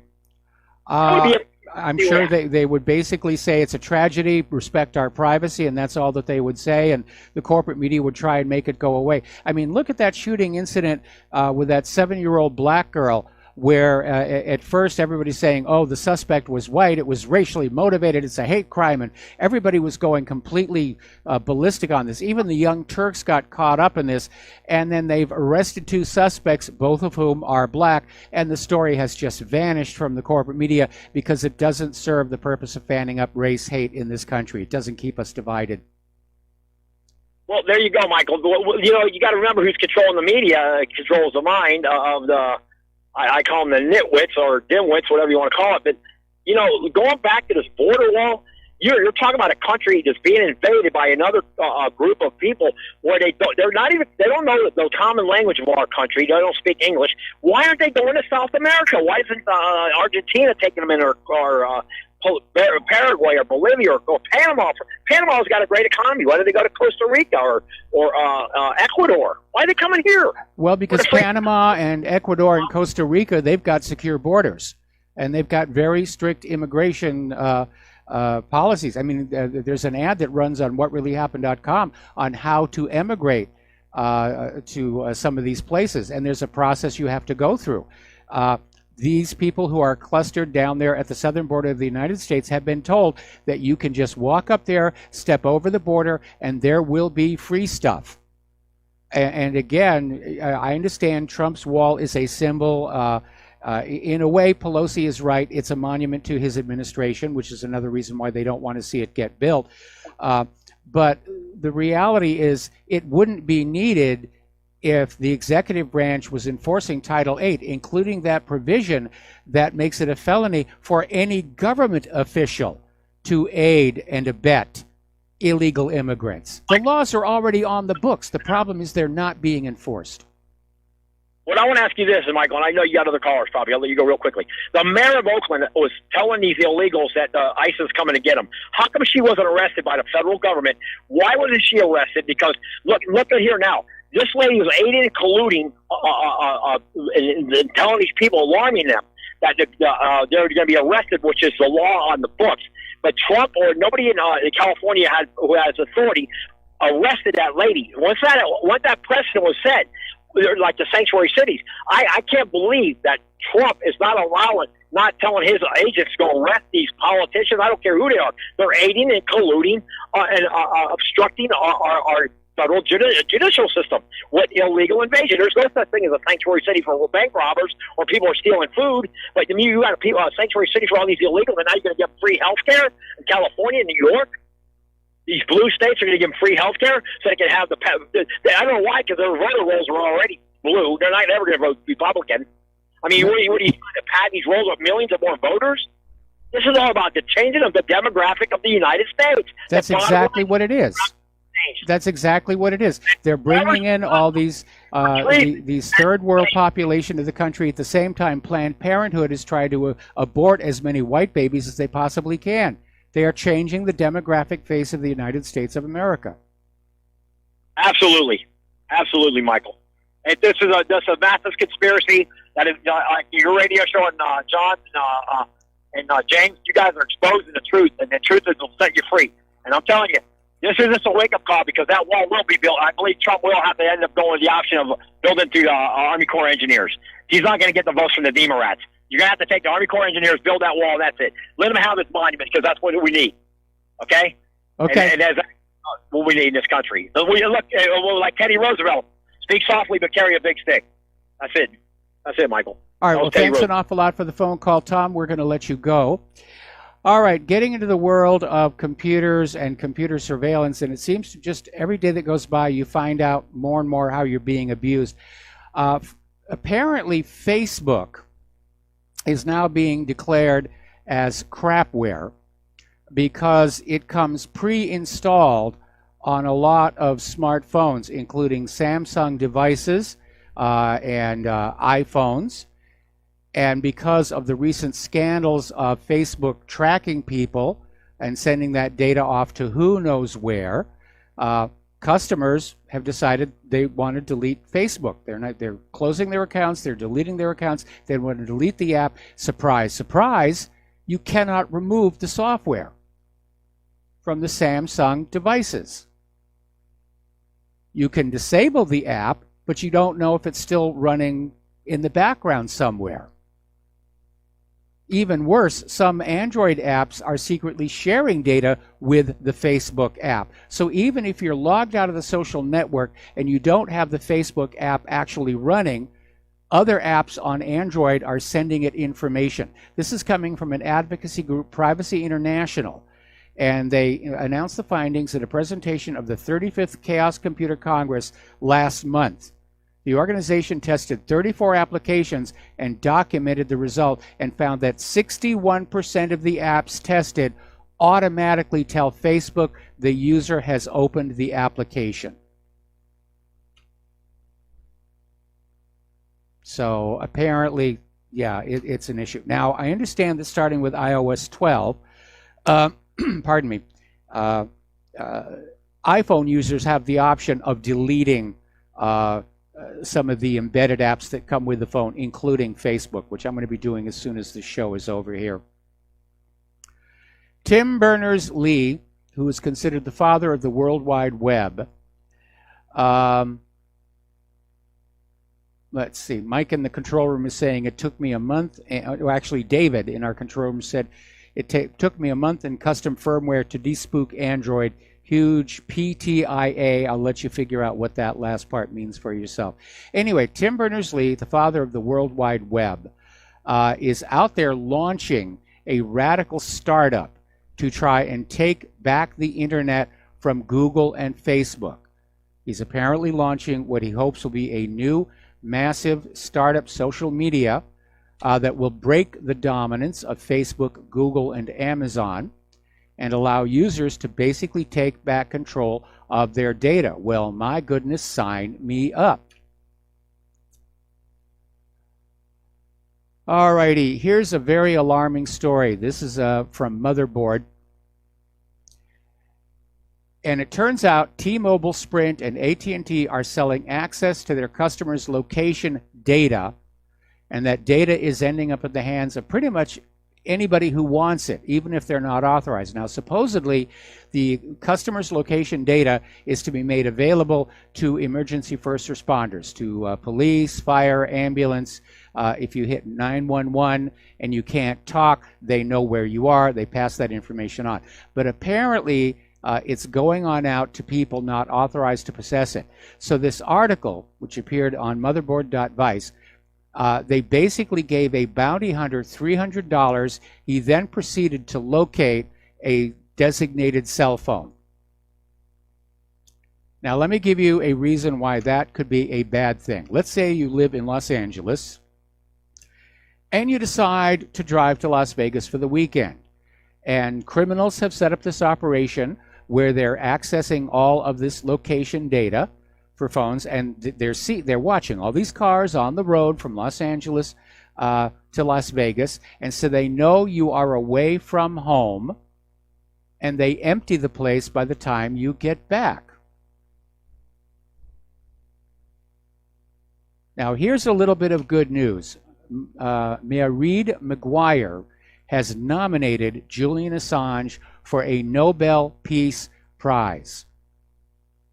And I hope that the Nobel Committee atones for past misdeeds like Henry Kissinger, Barack Obama, Al Gore, and Barack Obama by giving it to Julian Assange. Not because I think Assange deserves it, although I'm not going to say that he doesn't, but if he is a Nobel Peace Prize winner, it's going to make it much more difficult for the United States to demonize him when they get their clutches back onto him as well. All right, we're going to take a phone call from Jim in New York. Aloha, Jim. Welcome to the show. What's on your mind? Hey, Mike. How are you? Hey, did Layla call today? Yes, she did. Okay, good. She seemed a little upset yesterday. Well, we were both a little upset yesterday. She's one of your best callers. I'd hate to lose her. Well, you know, she did call back today, so I don't think we're going to lose her anytime soon. Oh, good. Yeah, you know, it's sad. I mean, you have all these lunatic Democrats, but then, you know, the only option we have is the other party, the Republicans.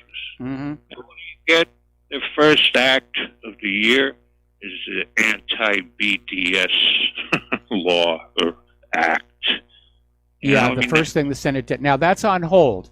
The Senate has realized the optics on that were bad, so they're not going to debate it or bring it to the floor until after the government shutdown ends, because they're realizing just how incredibly bad that looked, that with all the things that are going wrong with this country, the first thing the new Senate does is, oh, Israel, bless Israel, end of BDS. Plus, a lot of people are now coming on the realization that criminalizing BDS is an attack on our First Amendment right to freedom of speech, and they're not happy with that at all. They're not happy seeing our brand new Senate basically attacking one of the core principles of our constitutional republic on behalf of a foreign government. That's not making people happy, and that's why they're backing off moving forward with this bill until after the government shutdown.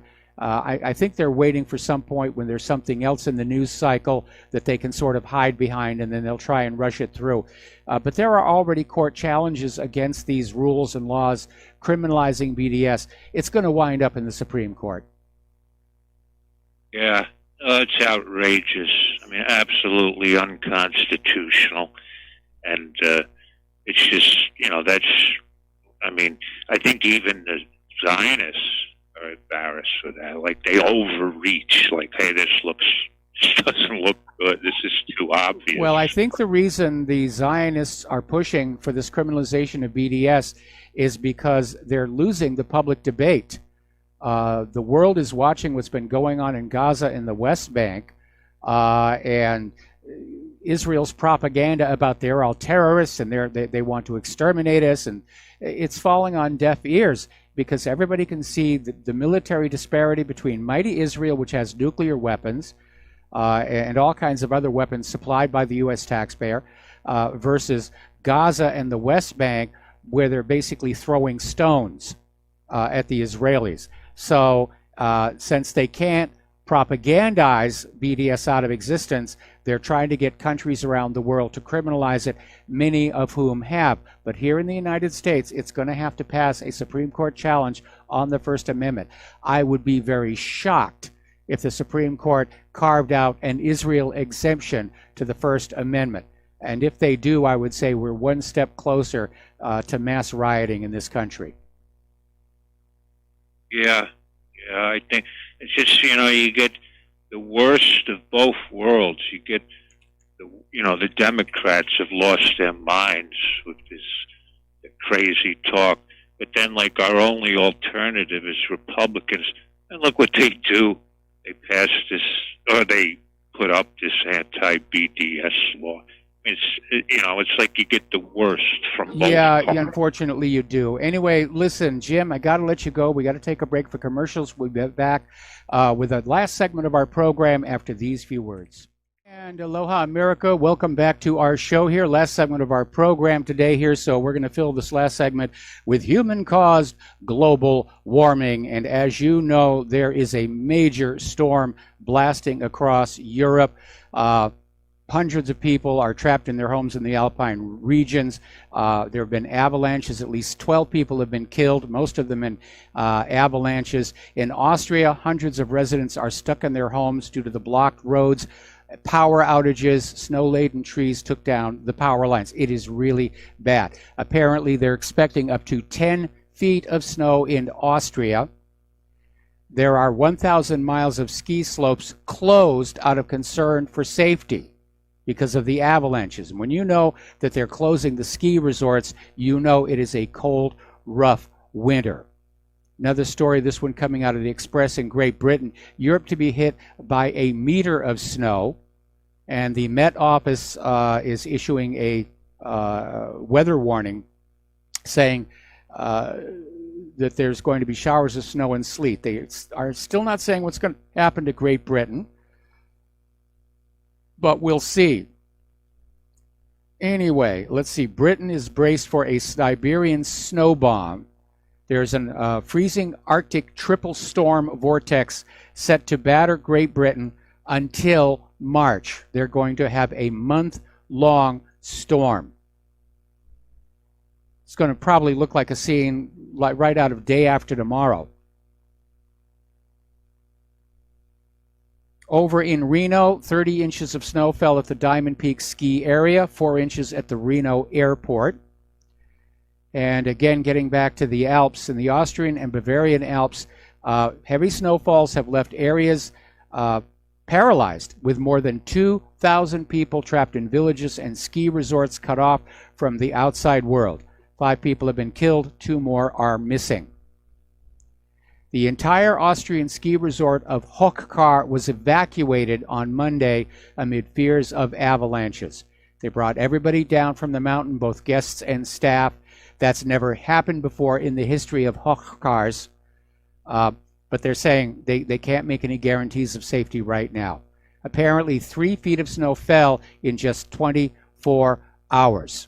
And they're saying the problem is not the total depth of snow, but that more than a meter of snow has been added in such a short time, because it doesn't get a chance to pack down, which makes the possibility of an avalanche that much greater. Over on the West Coast, they're having a major winter storm, 350,000 homes without power, cars trapped in mudslides.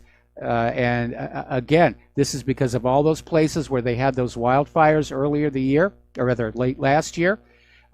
The ground cover has not grown back, so when the rain comes on down, and I remember those Southern California storms, they could get really very intense, but they're expecting high elevation snow before the end of the week.